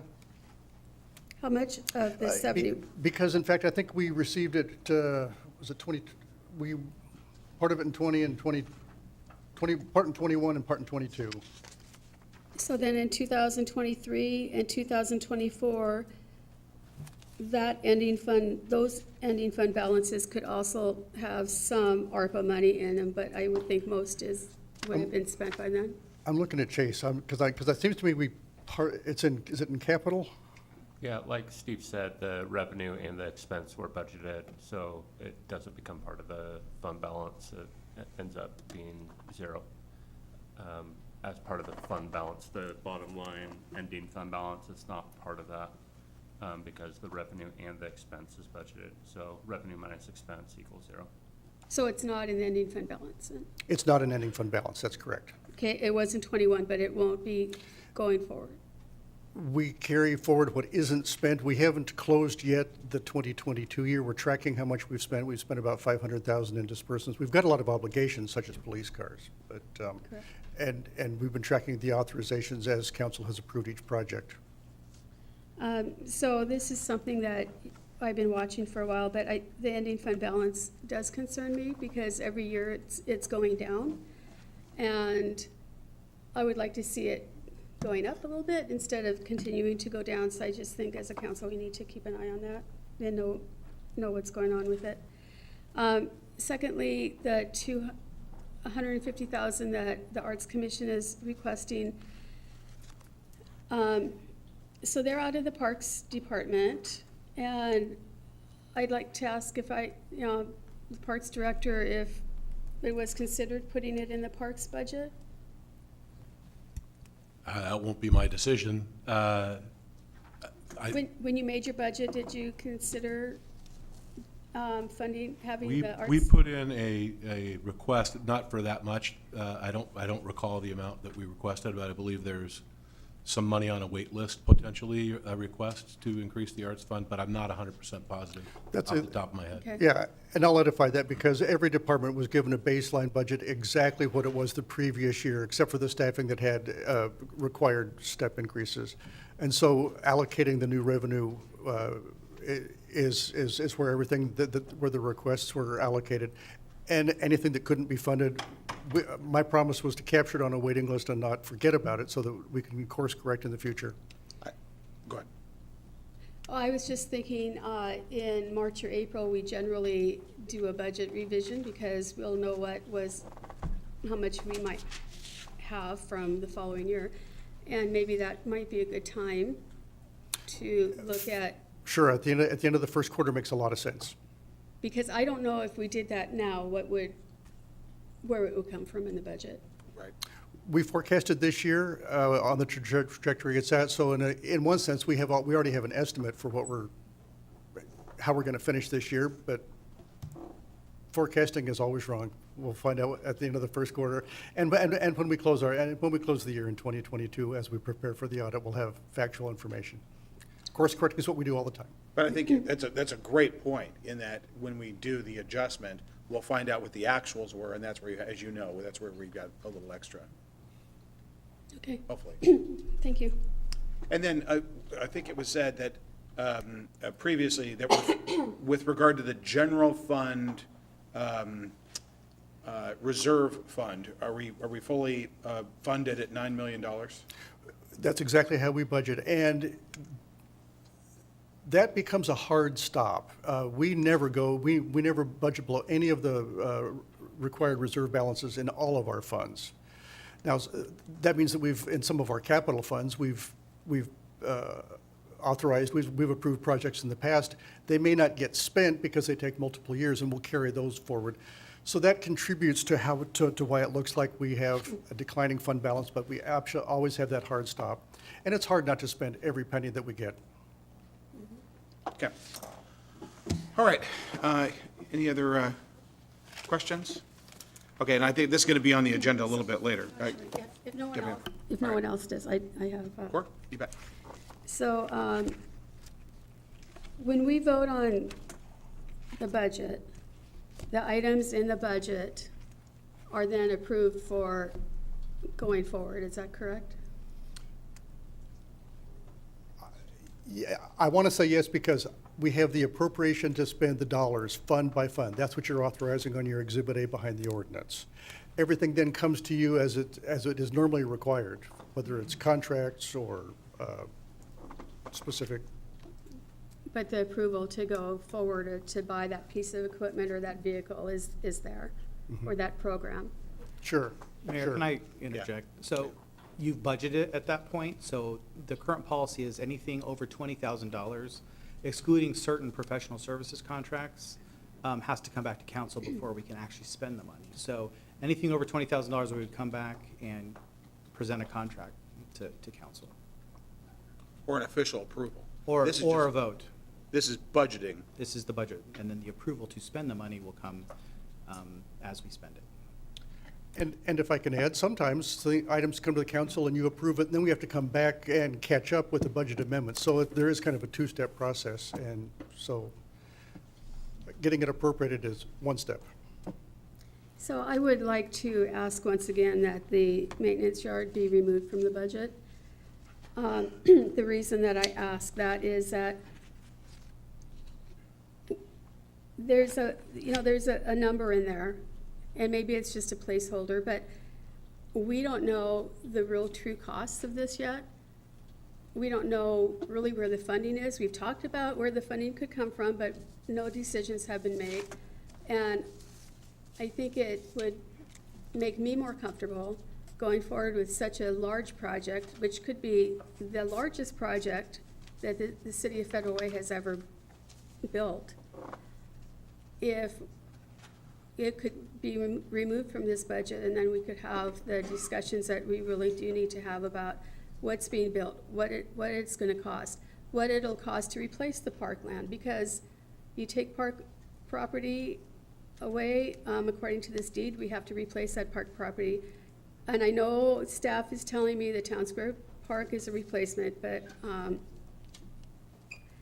so if we don't, the property where the current lot is now, if that is not sold and we keep that so that we can use that as park property and put stuff over there, I don't know what it would take to clean that property up. It's been it was a fire station before, then a city hall, and then a maintenance yard, and I'm pretty sure the dirt needs to be cleaned up and remediated, so that's a huge expense. So they're just expenses that, well, it may look cheaper to use property we already have, which is the Steel Lake Annex. In the end, it may not be cheaper. And I want to just make sure that we are doing our due diligence as a council, and would like to ask that that be removed from the budget. Thank you. All right. Okay. Councilmember Kuchma, do you have a motion with regard to the public hearing? Thank you, Mayor. I move to close the public hearing. There's been a motion, a second. Is there any discussion regarding closing the public hearing? All right, all those in favor? Aye. Aye.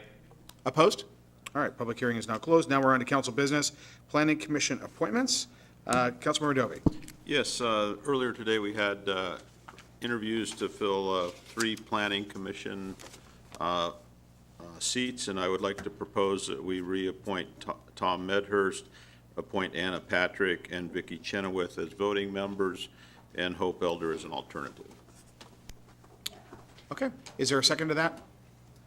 I'll second that. Been a motion and a second with regard to the individual nominations and their positions. Is there any discussion? All those in favor? Aye. Aye. Aye. Opposed? All right, congratulations, that passes unanimously, or the nominations and the appointments pass unanimously. Item B, Youth Commission appointments. Councilmember Walsh. I move the following appointments to the Youth Commission: Sienna Mayo and Juan Juarez Ramos to be appointed to the Youth Commission. Second. All right, there's been a motion and a second. Is there any discussion? All those in favor? Aye. Aye. Opposed? All right, matters pass, the appointments pass unanimously. All right, congratulations. You're right. The Lodging Tax Advisory Commission appointment, Councilmember Sepa Dawson. Thank you, Mayor. I move appointment of Juliana Marquin to the Lodging Tax Advisory Commission for a voting position expiring on October 31, 2024. Second. It's been a motion and a second. Is there any discussion? All those in favor? Aye. Aye. Opposed? All right, congratulations to the appointees. All right, item 10, ordinances, first reading. Council Bill 831, ordinance for the 2023-2024 biennial budget. The staff report we just heard. just moments ago by Steve Groom, our Finance Director. Is there any additional public comment on the budget? Any additional public comment on the budget? Hearing none, would the city clerk please read the ordinance title? Council Bill 831, Ordinance 2023-2024 Biennial Budget, an ordinance of the City of Federal Way, Washington relating to budgets and finance adopting the 2023-2024 biennial budget. All right, Councilmember Kochmar. I move to forward the proposed ordinance to the November 15th, 2022 council meeting for second reading and enactment. Second. It's been a motion, a second. Is there any discussion? All those in favor? Aye. Aye. Aye. Opposed? Nay. All right, Stephanie? Nay. Sorry, I had my mute off. All Nay. right. Oh, thank you. Thank you, Councilmember. Stephanie, if you can run through the roll. Councilmember Sapadowson? Aye. Councilmember Norton? Nay. Councilmember Tran? Aye. Councilmember Walsh? Aye. Councilmember Dovey? Aye. Deputy Mayor Honda? Nay. Council President Kochmar? Aye, with the qualification that we are going to talk about this when it comes up again in the budget, the maintenance charge. Motion carries 5-2. All right, thank you. All right, item B, Council Bill 832, Ordinance 2023 Property Tax, an ordinance of the City of Federal Way, Washington. Actually, I'll let you read the ordinance title. Staff report provided at the public hearing on October 18th by Steve Groom. One second, hold on. Do we need another, you've got a presentation? Short. All right, go ahead. Please, proceed. I am determined to get good at doing this. This is the first reading of the ordinance. The second reading will be at the next city council meeting. This has to do with, this is a revenue ordinance. King County requires our levy ordinance in order for them to collect it. So this is a formality of us. We have to actually adopt an ordinance. We did have a hearing October 18th, at which time I ran through a little bit of math, and this is all I'm going to show you. Last year, 2022, the value of the city was $14.3 billion, and the levy was $11.6. And as I mentioned, for next year, our assessed valuation for the city went up 19.5%. It's now $17 billion. The levy will be going up 1.3%. It'll increase $153,000. That's what the ordinance and the exhibit in your packet has, and I think I explained it last time. I won't take up any of your time. Happy to answer questions, but it's pretty self-explanatory. All right, any questions about this? All right, Councilmember Dovey, I see your light is on. Okay. All right. All right, thank you. Do we, thank you, Steve, stay close. Do we have any public comment? I don't have anyone signed up, Mayor. All right, would anybody wish to comment on this? All right, hearing none, would the city clerk please read the ordinance title? Council Bill 832, Ordinance 2023 Property Tax, an ordinance of the City of Federal Way, Washington relating to fixing the property tax amount for the year of 2023. All right, Council President Kochmar. I move to forward the proposed ordinance to the November 15th, 2022 council meeting for second reading and enactment. Second. It's been a motion, a second. Is there any discussion? All those in favor? Aye. Aye. Opposed? All right, matter passes unanimously. All right, thank you. And now, item C, Council Bill 833, the ordinance modifying the city's regulation of shopping carts. First, we'll have a staff report from Kent Van Alstine, Assistant City Attorney. Kent.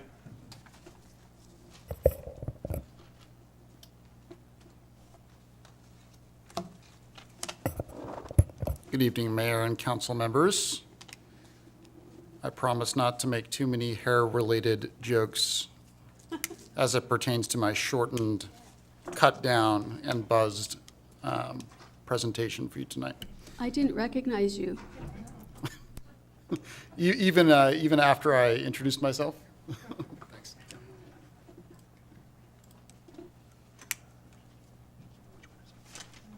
None of the above.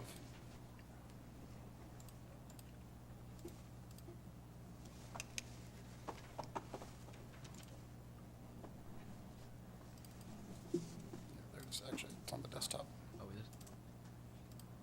Which should be the center one at the bottom there. Yeah, shopping cart code. while they're fixing that, I'll simply say, Kent, you finally caught the vision of the true hairstyle. Number of city staff members have told me the same thing. All right, so we're here tonight to discuss proposed changes to city shopping cart regulation. As I said before, I will be brief tonight because I know that this will be the third time that some of the council members have heard this. However, given that there are additional members of the public here and the fact that there may be some members of the council who have not heard this presentation before, I am going to go through some of the basics here, but again, not in excruciating detail. The policy question here is, should the city amend the Federal Way Revised Code's currently existing regulation of shopping carts? Very briefly, the current regulation of shopping carts falls into two categories, civil and criminal. The first two bullet points here are civil regulation. The second two bullet points are criminal regulation. Currently, civilly abandoned shopping carts are subject to impoundment in the city. Retailers are charged impound fees, and they're currently deferred for the first 3 carts each month from any particular retailer, only if the retailer has adopted security measures. Criminally, unauthorized removal or possession of shopping carts with legally compliant signage, as we discussed last time, is a criminal misdemeanor offense that carries an up to $1,000 penalty and up to 90 days in jail. The proposed changes are here on this slide, and what I've done is I've bolded under numbers 4 and 5 changes that came out of the council discussion the last time that I presented at the last city council meeting. So current criminal regulation of shopping cart theft and civil regulation of abandoned shopping carts remains largely unchanged, except for the impoundment exemption as it relates to fees.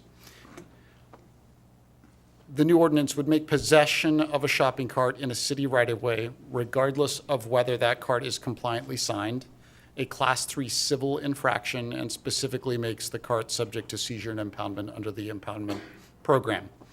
The ordinance also expands the impoundment program to cover not only impounds of abandoned shopping carts as we currently have, but also seizures of stolen shopping carts or shopping carts that are illegally in the right-of-way. And here are the two changes on these next two. All carts with legally sufficient identification signs from stores that have adopted security measures are exempt from impound and seizure fees. Another way of saying that is that a cart must both have the legally sufficient identification sign, and the store must also have adopted security measures for them to be exempt from the fine amount. Number 5, we've added securing all shopping carts within a secured enclosure or the building or a building when the retail establishment is closed as an approved security measure. The ordinance also requires the city to develop procedures for treatment and storage of personal property and seized shopping carts. You'll hear more on that after I've finished my presentation. And finally, it makes shopping cart theft a standalone provision in the criminal code. A very brief comparison here. The current regulations are on the left and the proposed regulations are on the right. This slide is a copy from the last time, so I'm not going to read through it in detail.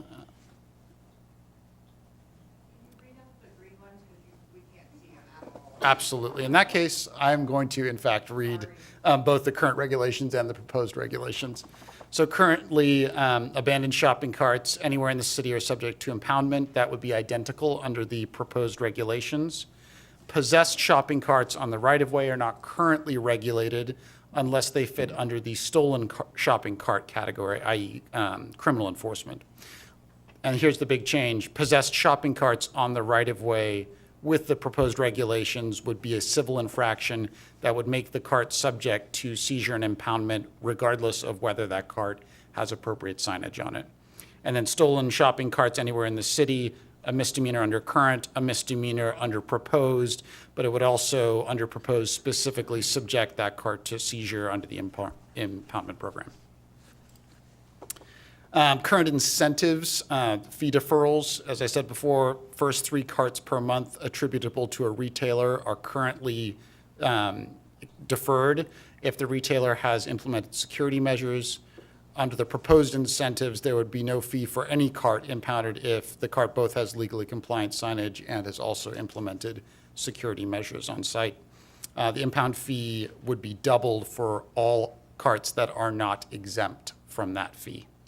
And that's a change, as I mentioned last time, that would occur as part of the yearly fee schedule update. So the alternatives before you tonight are to adopt the proposed ordinance or to do not adopt the proposed ordinance and provide direction to staff. We're here at first reading, so the mayor's recommendation is to forward the proposed ordinance to second reading at the next council meeting. And I believe that Scott has some additional answers to questions that were posed by council at the last session with respect to the enforcement or the potential enforcement program in the future. So I'll turn it over to him at this point.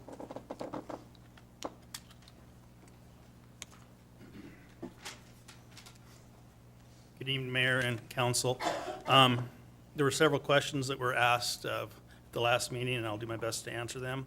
One of the questions was what type of training was the staff going to retrieve? And so we had like some bloodborne pathogen training, catalog training, how we would handle those items. And then the other one was when would the enforcement be? And one of the questions was it Monday through Friday or 24/7? So we looked at the sweeps we arranged during Monday through Friday. Normal work hours be arranged with PD through code compliance and CD. And those would be arranged through the week, mutual when staff is available to do that. The question was, would this be 24/7? And that's not, it's just not feasible. It'd take too many staff to hire for CD to actually make that a feasible to do that for 24/7 on the clock. It just wouldn't work right. And then there was some question about staff and PPE. And so I kind of went through and looked up stuff. There's, like glove, clothing. They even have puncher-proof bibs and pants that we'd probably purchase, just, a little more protective gear, of course, rubber gloves. People wear face shields, that type of stuff when they're handling some of the stuff that's in the shopping carts, because we just don't know what it is. And they make puncher-proof gloves, and so we'd go through and, purchase that stuff and work with and train staff up on how to use that, when to wear it, when they're handling any of the items that come out of the carts. And then I think there were some questions about how packaging belongings and stuff. I guess the way we see it is that, PD would come up on the sidewalk and see someone, write a citation. They would call code enforcement out when they'd separate the items from the person. Code compliance would come up and ask, is there any belongings left, valuables? And we would take note of that. We would offer up containers or bags if they wanted to take stuff out of their cart so they could move on. We thought that would be a good thing to do. We'd leave containers that they could load stuff up, and if they had too much, we'd give them opportunity to move that stuff within 24 hours if they emptied the cart. If there's an abandoned cart there, that'd be just like we treat it today. That'd be just picked up and disposed of with all the belongings in it. It'd be just because it's abandoned. So that would be one way. And then if they can't take all their belongings, we would go ahead and, catalog those items, take photographs of those items. We would hand them, like we'd make up a receipt book of something that we could note the number of items, like bins we filled, and label those. We would match up stuff to the citation. These are just kind of things that we put together as kind of a brainstorm as this moves forward. And then those items would be collected and moved to a storage facility that we don't have today, because Brook Lake, where we keep all the shopping carts, is unsecured and out in the weather. So we would have to find some type of storage unit to do that. And as part of this receipt that we give them, we would notify, an address where they're located, a phone number to arrange the time to pick up, how many items that we took, bring the receipt back with them, when they collect those items. And so they'd be kept for, I believe it's 60 days before then disposal, and that would also be noted on the 90, is it 90? Okay, yeah, so 90 days. I think that was about the 5 questions that I had noted from council. All right, Council President.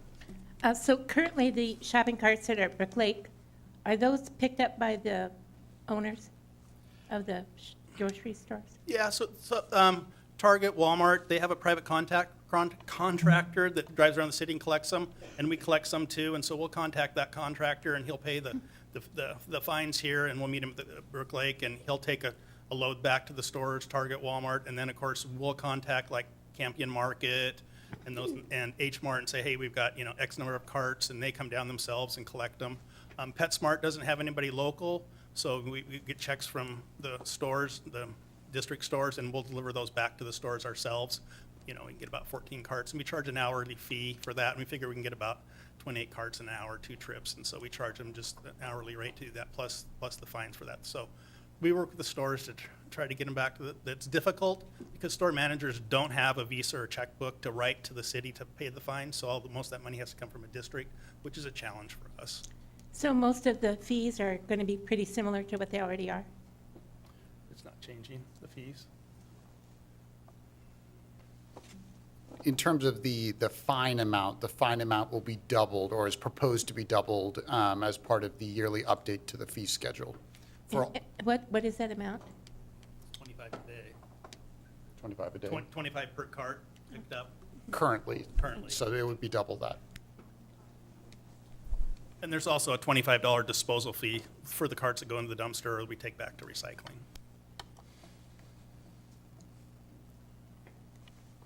Okay, Councilmember Dovey. But isn't it my understanding if they become compliant with the proper signage and all that, they're not going to be charged the double fee, correct? That's correct. Actually, let me caveat that, so long as they have the proper signage and that retailer has one of the security measures that in we're place, talking about. correct? Yeah, thank you. All right, Councilmember Sapadowson. Yeah, how long do we store them for? 90 days. No, I mean the carts. How long Oh, do the they carts stay in now? the cart?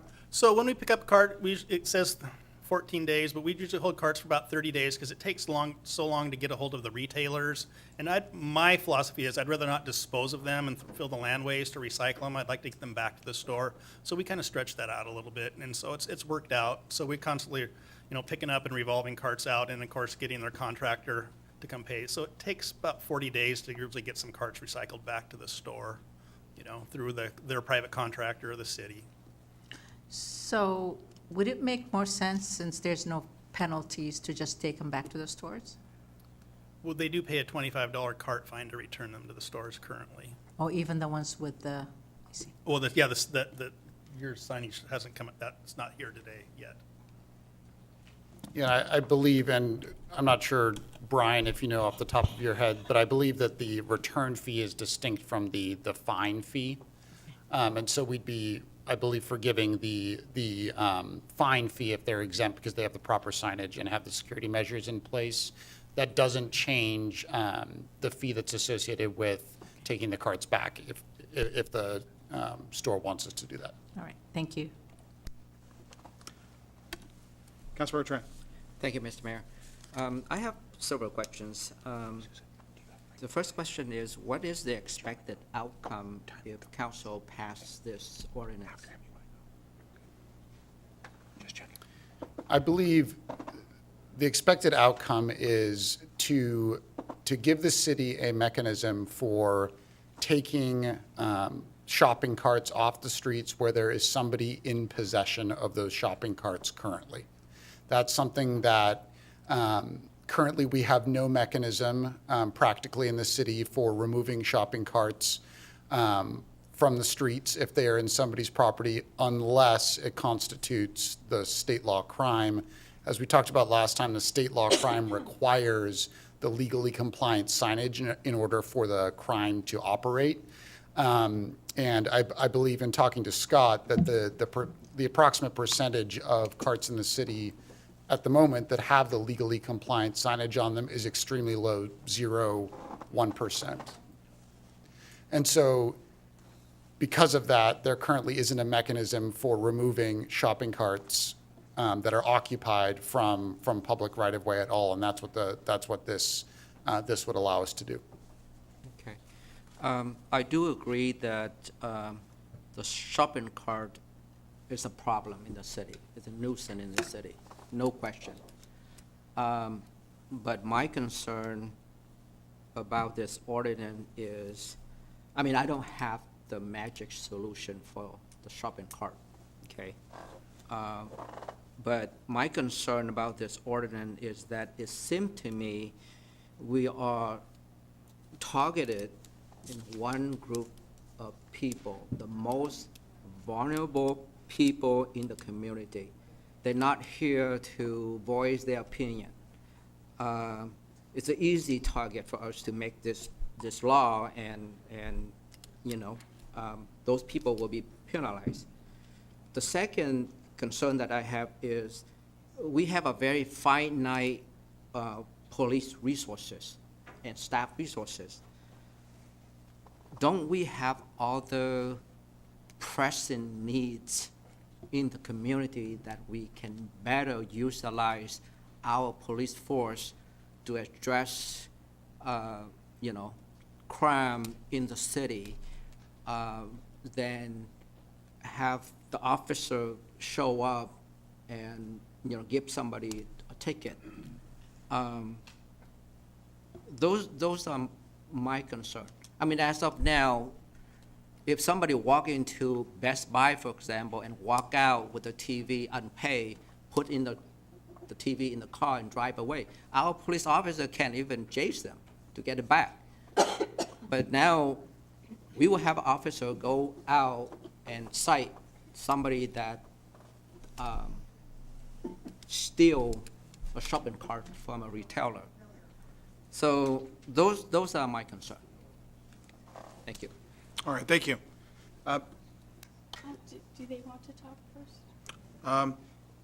Let's go, let's do Councilmember Dovey, and then you want to do them, and you want to do the last word? Okay, so here's what we're going to do. Councilmember Dovey, and then either or both, Councilmember Walsh and Councilmember Norton. Councilmember Dovey? Thank you. The reason I support this CART ordinance and why I think it's imperative that we move forward is kind of exactly in a different way what my council member just talked about. Our police today cannot stop someone if they walk into Target or any store, put a television in their cart and walk out the door. It's a state law. We can't do anything. However, what we can do is start in a small way and make the carts illegal, make the people that have these carts on the road, and it's at least a way to start to possibly enforce some things that the state has taken away from us. And if it makes it so that somebody who has a cart may not even be able to stay on the street because they'll go look for other services, because they know in Federal Way that cart on the street by Jack in the Box is no longer their house. And we can hopefully get them to other services than having to live on the street. This is a very small step, but I think it's important that we in Federal Way say, in our city, we're going to try to do things differently than the rest of King County, where we try to control how the things are happening on the street instead of letting the people on the street control what we do. And so that's why I think this is an important step. If we move this forward, and in 6 months from now, the police chief and the mayor and whoever and the citizens go, wow, this really doesn't work, we can always change it. But if we don't make the steps now to move ahead, then we've been hearing people for a whole year, or at least the year I've been here, talking about this, and this is our opportunity to make a difference in our downtown. We're about to spend millions of dollars and do many things downtown where the Target building is, and we've talked about parks, and this is just a small step to make our city more livable and more law-abiding, is the way I look at it. That's why I'm supporting it, and that's my thoughts on it. Thank you. All right, thank you. Councilmember Sepulveda. Dovey, you have Council. All right, let's go. Councilmember Norton, did you have something? No? I didn't think I put my hand up, so Okay, no, just I don't have wanted- anything to say. All right, thank you. Councilmember Walsh.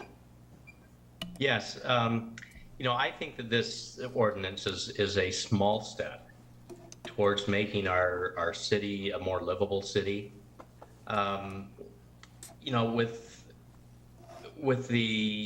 It's just like with the graffiti situation. If you take a look at Federal Way, we have the best graffiti policy of any city in South King County, probably in King County or in Pierce County also.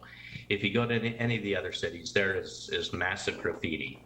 In Federal Way, there's a lot less graffiti because we clean it up immediately. And so the graffiti so-called artists don't come here. They know it's not going to last.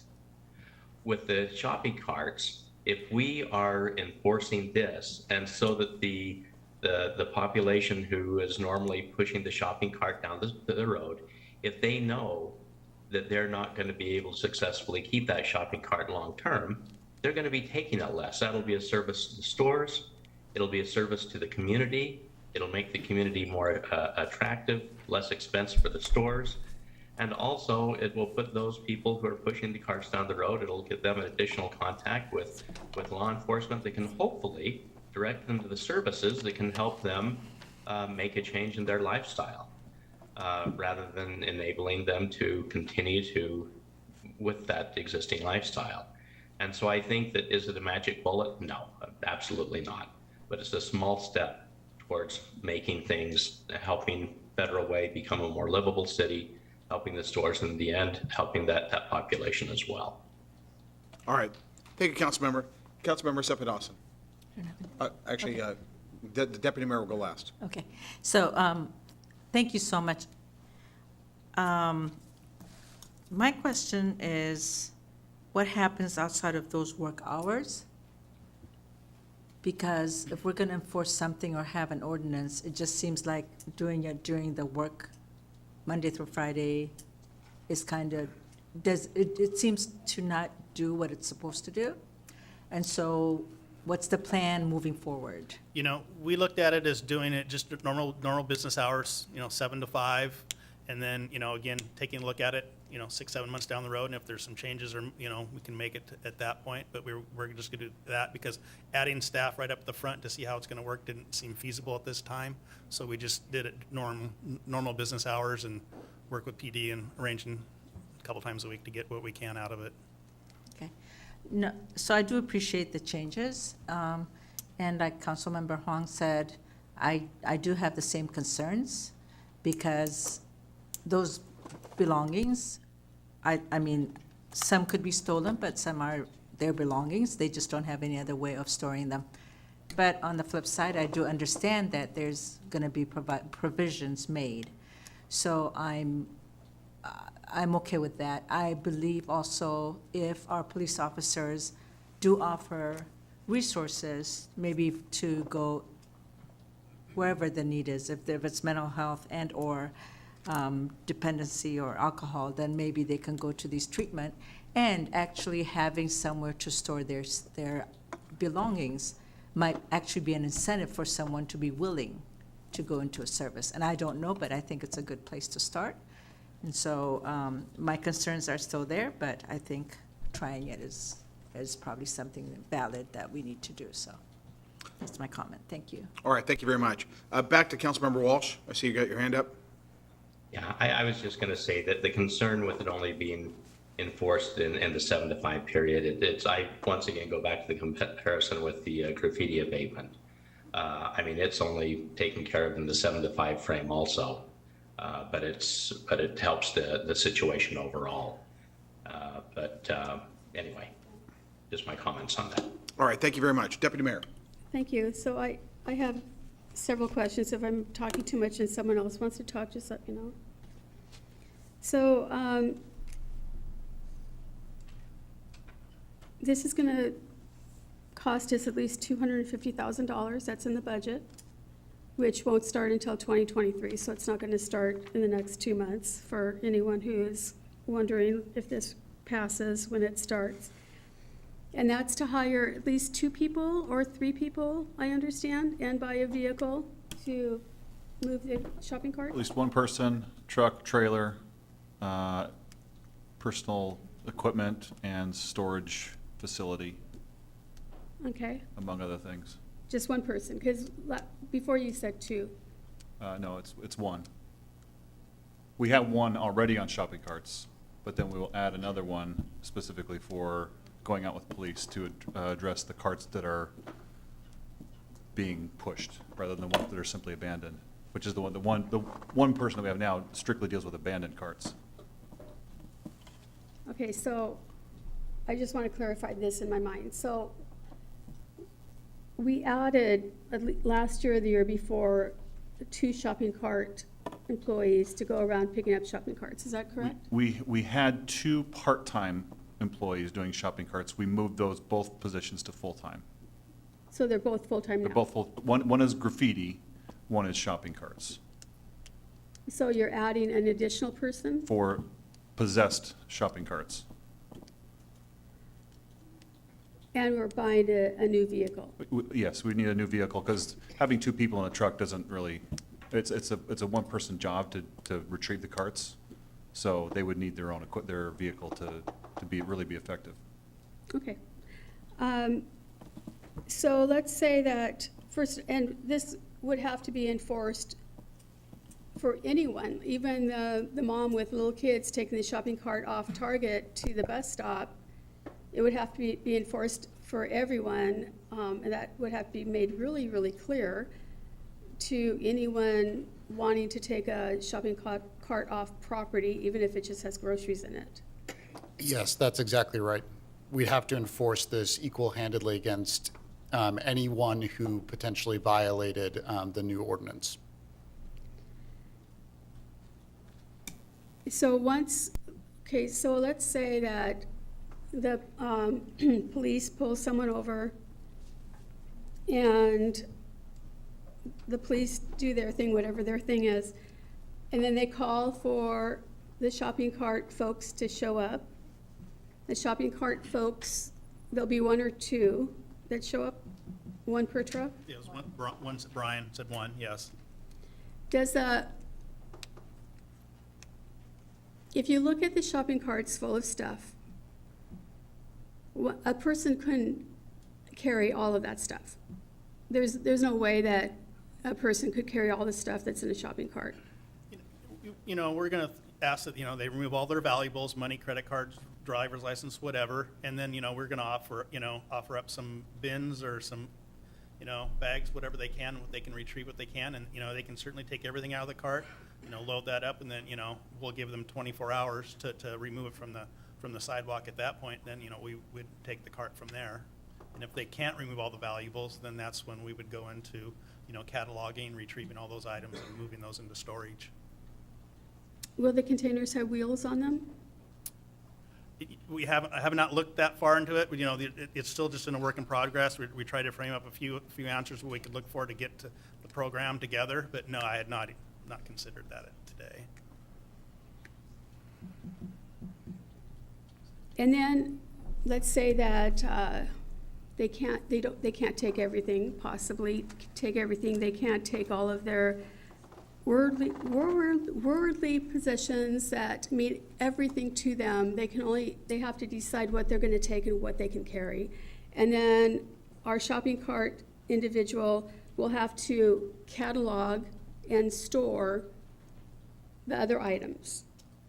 Yes. And then the person will go to court because they have a citation? No, well, that's, the civil citation, I'm not sure how that's handled, but. Yes, the civil citation does go through municipal court. It's similar to a traffic ticket. So if they don't show up at court, then a warrant would be issued? No, No? no, go ahead. Not Go for, ahead.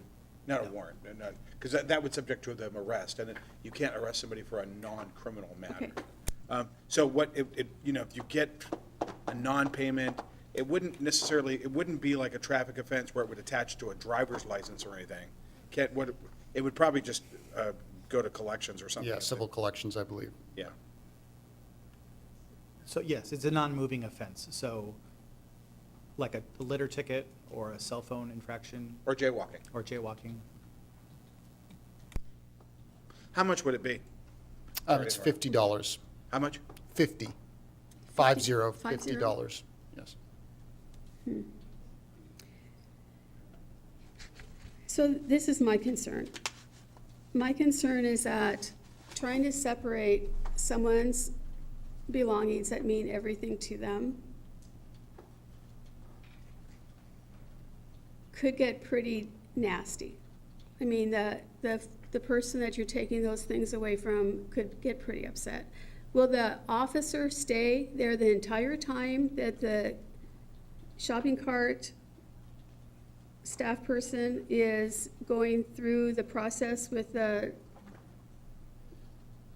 and the chief can speak more, but that's my understanding, yes, the officer would be there the entire time that code enforcement is on site until they load up and leave. Let me put it this way, the code compliance staff are not going to be there without police.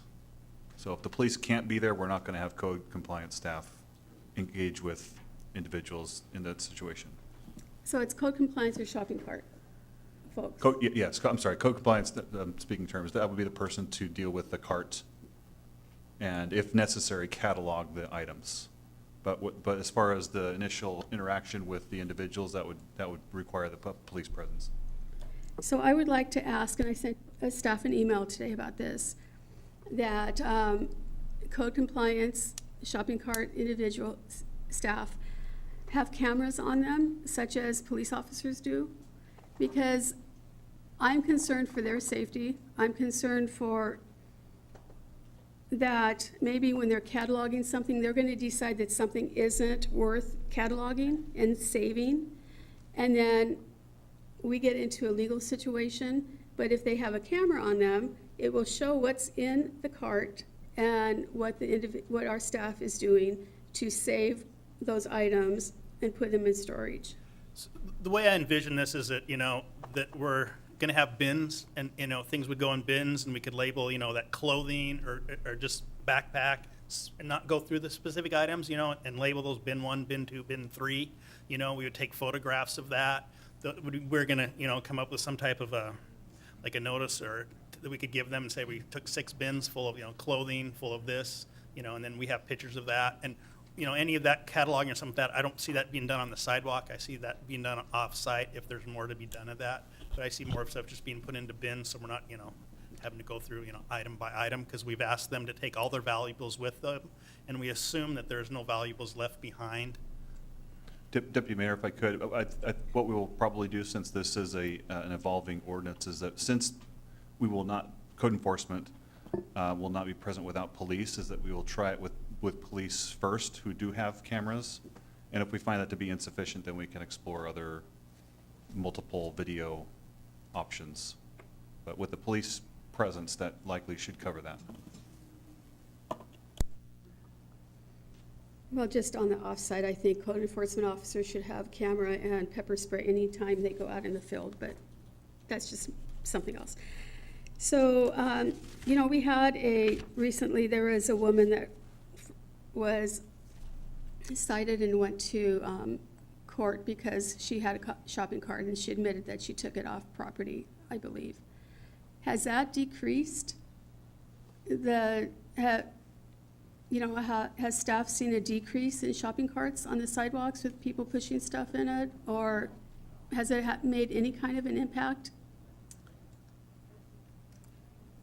Because we're trying, this is, if I understand it right, in talking to the council members, this is supposed, the goal is that this will make an impact if someone is cited and their things are, stored and they get a citation and they have to go to court, that this is going to make an impact and it'll stop people from using shopping carts to move their things around. So in today, if there's an abandoned shopping cart full of garbage and stuff, it's abandoned, it's picked up. And today we pick up all shopping carts where there is nobody around the shopping cart, whether it's in a couple feet or we think they're in the bushes. All shopping carts today that picked up by the shopping cart staff / code compliance, they're all abandoned and there's nobody around. So they're just sitting there off in the bush, not in the bushes, but on the sidewalk, a couple feet off the edge of the sidewalk. Or if they're on private property, we contact that, but there's nobody around the shopping carts today. So today we have if there's someone around the shopping cart, we don't pick it up. Even if it's empty, we don't go up around those type of people because we're not outfitted for that. And of course, that's not for PDS. Go ahead. But as a corollary to that, as a follow-up, have the numbers decreased since we instituted the prior program? They have initially. Since coming out of COVID, we haven't got a good set of data yet to really evaluate that, but we did it in 2018. From 2018 until early 2020, when we shut down, the numbers decreased as a result of the 2018 ordinance. Now with COVID and our inability to make contact and do some of the other things that we normally could have, likely, and with observations of other citizens besides staff, the numbers of carts abandoned or used has likely increased. So we haven't really had a good data set post-COVID to determine if the 2018 ordinance has reduced the numbers since 2018. Did you have any more questions?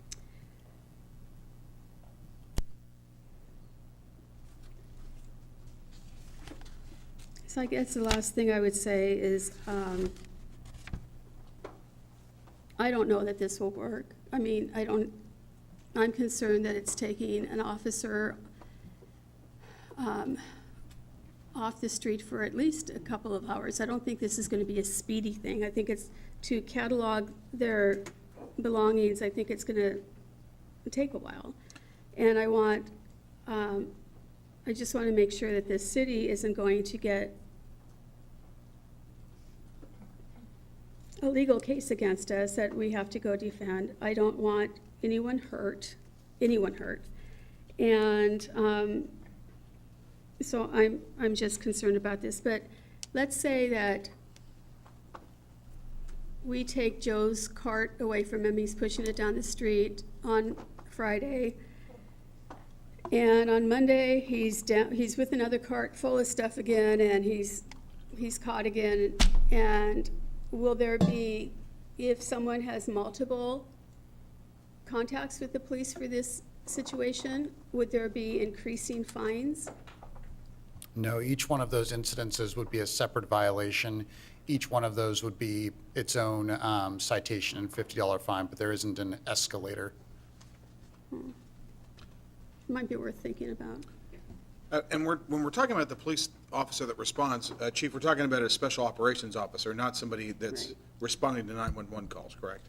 That's correct, Mayor. It would be officers that are assigned to the Special Operations Unit, not officers that respond and patrol 911 calls. All right, thank you. And one more thing. I would just hope that whoever makes contact, whatever staff person makes contact with the person that they've stopped for having a shopping cart, gives them the help that they might need to find services, because that is really what needs to be done. All right, thank you. Councilmember Dovey? I have a couple other questions.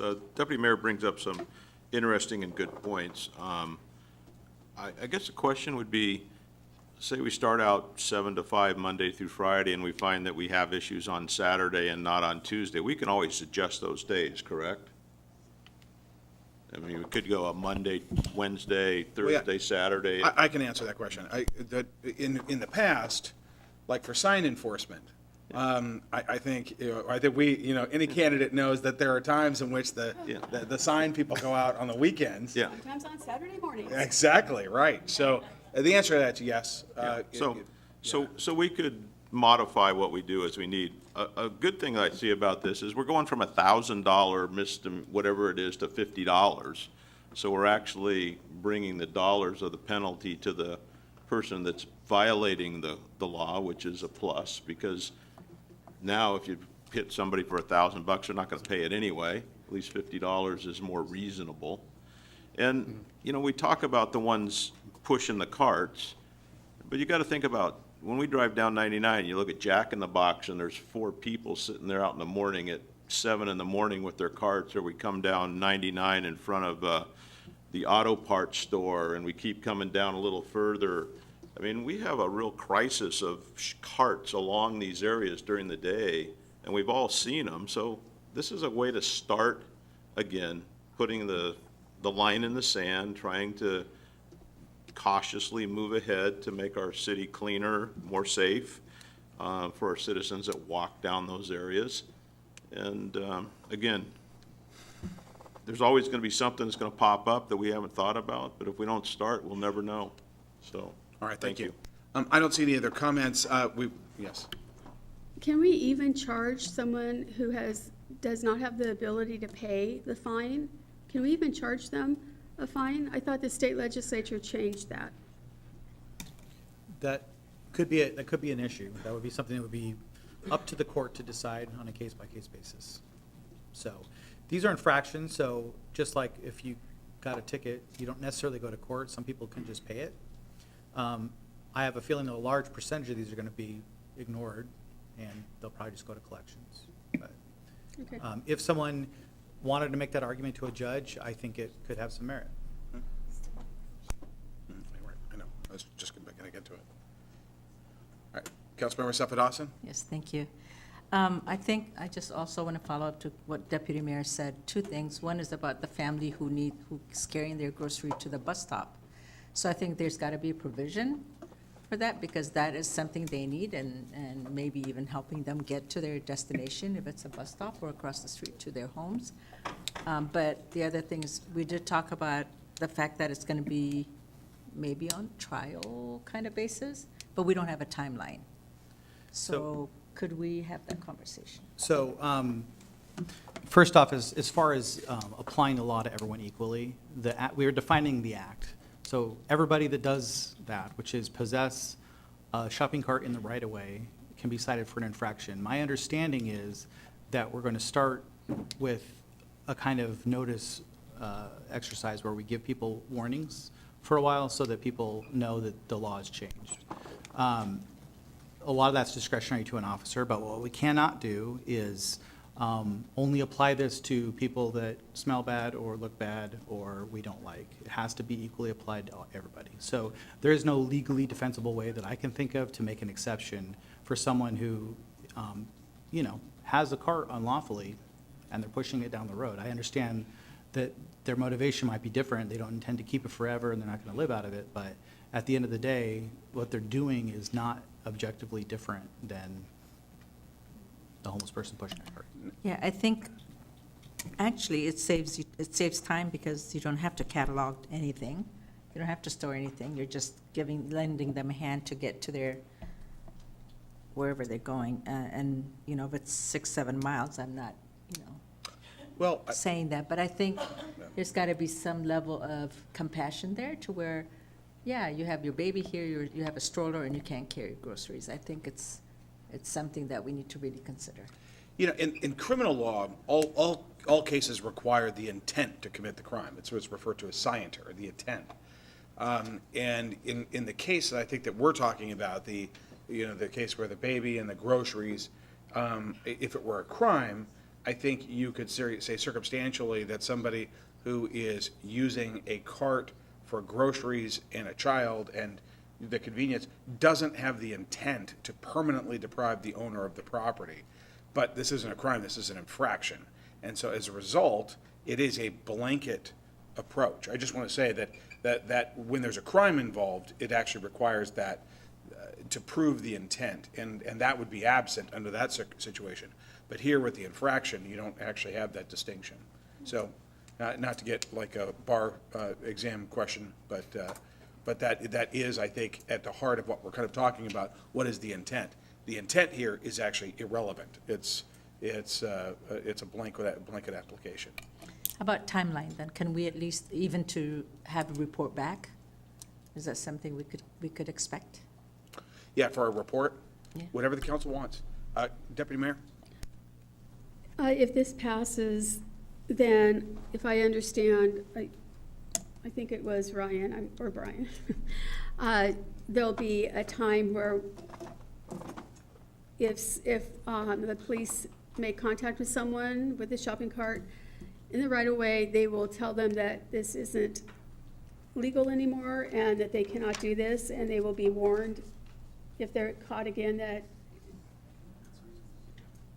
So hopefully, we can get into the day center if they would let us come in and talk to them and have some notices around the day center so that folks that are using the day center have some prior knowledge also. Okay. Oh, we have a public comment from Dara Mandeville. Dara?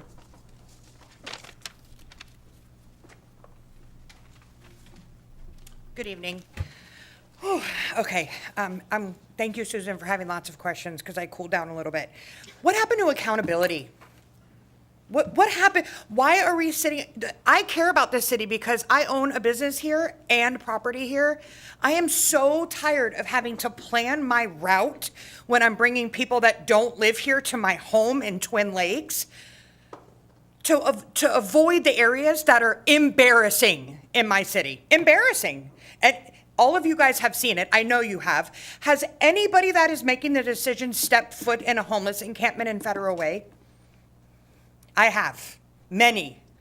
And I'll tell you, 90%, there's an exception to every rule. 90% of the stuff in the carts, and there's many people in this room that can agree with me, when we go out unpaid as volunteers to do outreach, they don't care about what's in those carts other than the stolen goods, the stuff that they can get money for, and whatever few personal effects.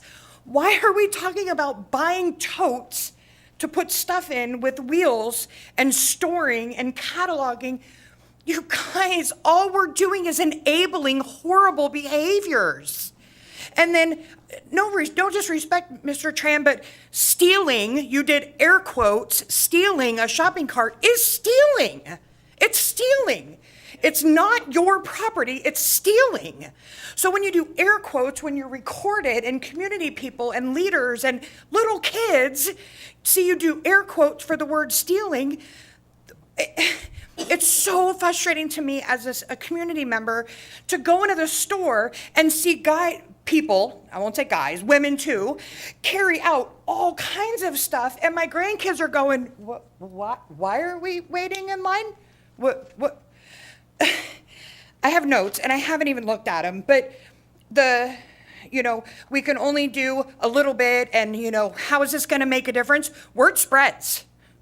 Go clear out an encampment and make a nice flat lot and see how quickly these people find out.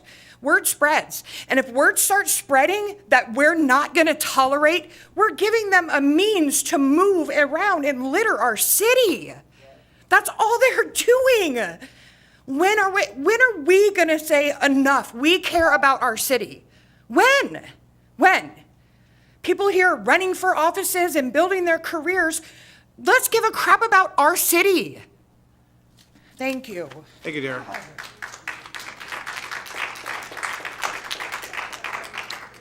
All right, with that, would the city clerk please read the ordinance title? Council Bill 833, ordinance modifying the city's regulation of shopping carts, an ordinance of the City of Federal Way, Washington relating to the regulation of shopping carts within the city, amending Federal Way Revised Code 7-03020, 7-25030, 7-25040, and 7-25060, adding a new section to Chapter 630, including Section 630070, and adding a new section to Chapter 725, including 7-25070. Councilmember Walsh.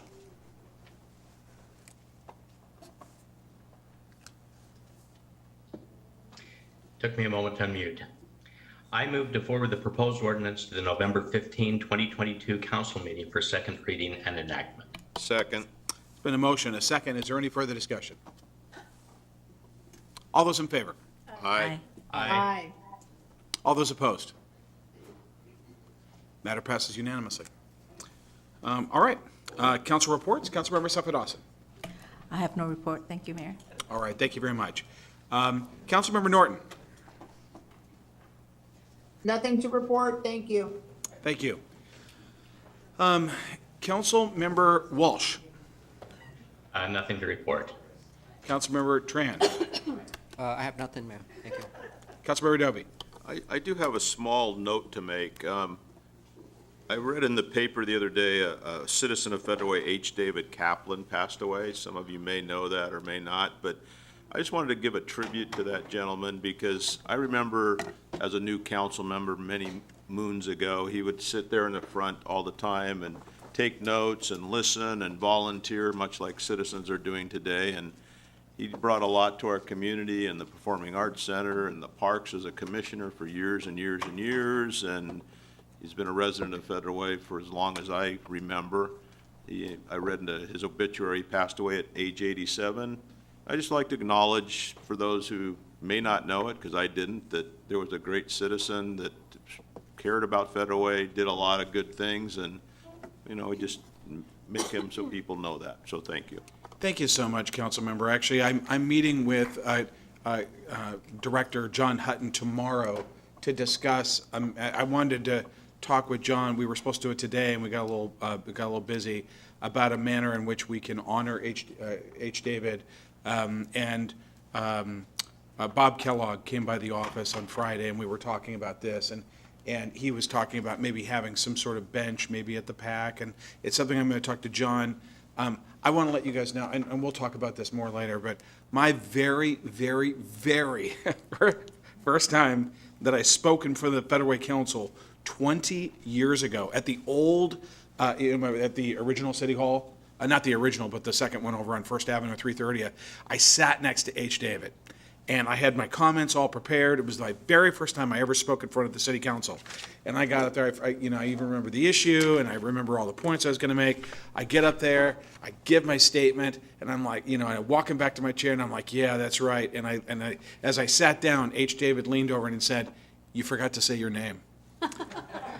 And he was just always, and to know when I first got on the council, all those years ago, and we'll do something special for H. David. He was always in the front, that's why I sat next to him, because he was always in the front row for years and years. So he was a dear person. Thank you, Councilmember, for bringing that up. I'm going to report back. In fact, actually, Stephanie, would you please make sure that we're going to have a presentation of some sort for H. David at the very next council meeting? And we're going to have some sort of report, if not before, but definitely at that meeting about what we plan to do. Okay, thank you. All right, now, I'm going on and on and on. Deputy Mayor. Thank you. Today, I attended the SCA briefing on public health, and Dr. Khan was speaking. He's a new Public Works Director. This is still being held during COVID, it was every other Tuesday. Right now, it's the first Tuesday of the month at 10 o'clock, and it's online. And so apparently there's a rise in cases of COVID on the East Coast, and they're concerned that it's making its way to the West Coast. There's also a rise in the flu on the East Coast, making its way to the West Coast. But one of the things that when the governor lifted his restrictions yesterday after 900 and some days of having COVID restrictions in this state, what it did was it stopped FEMA from reimbursing the counties and the cities for the immunizations. So now all the immunizations have to be paid for by the county public health department or the city if the city's doing it, but usually it's county public health departments. Also, there's been a big push to do COVID immunizations and flu immunizations at the same time.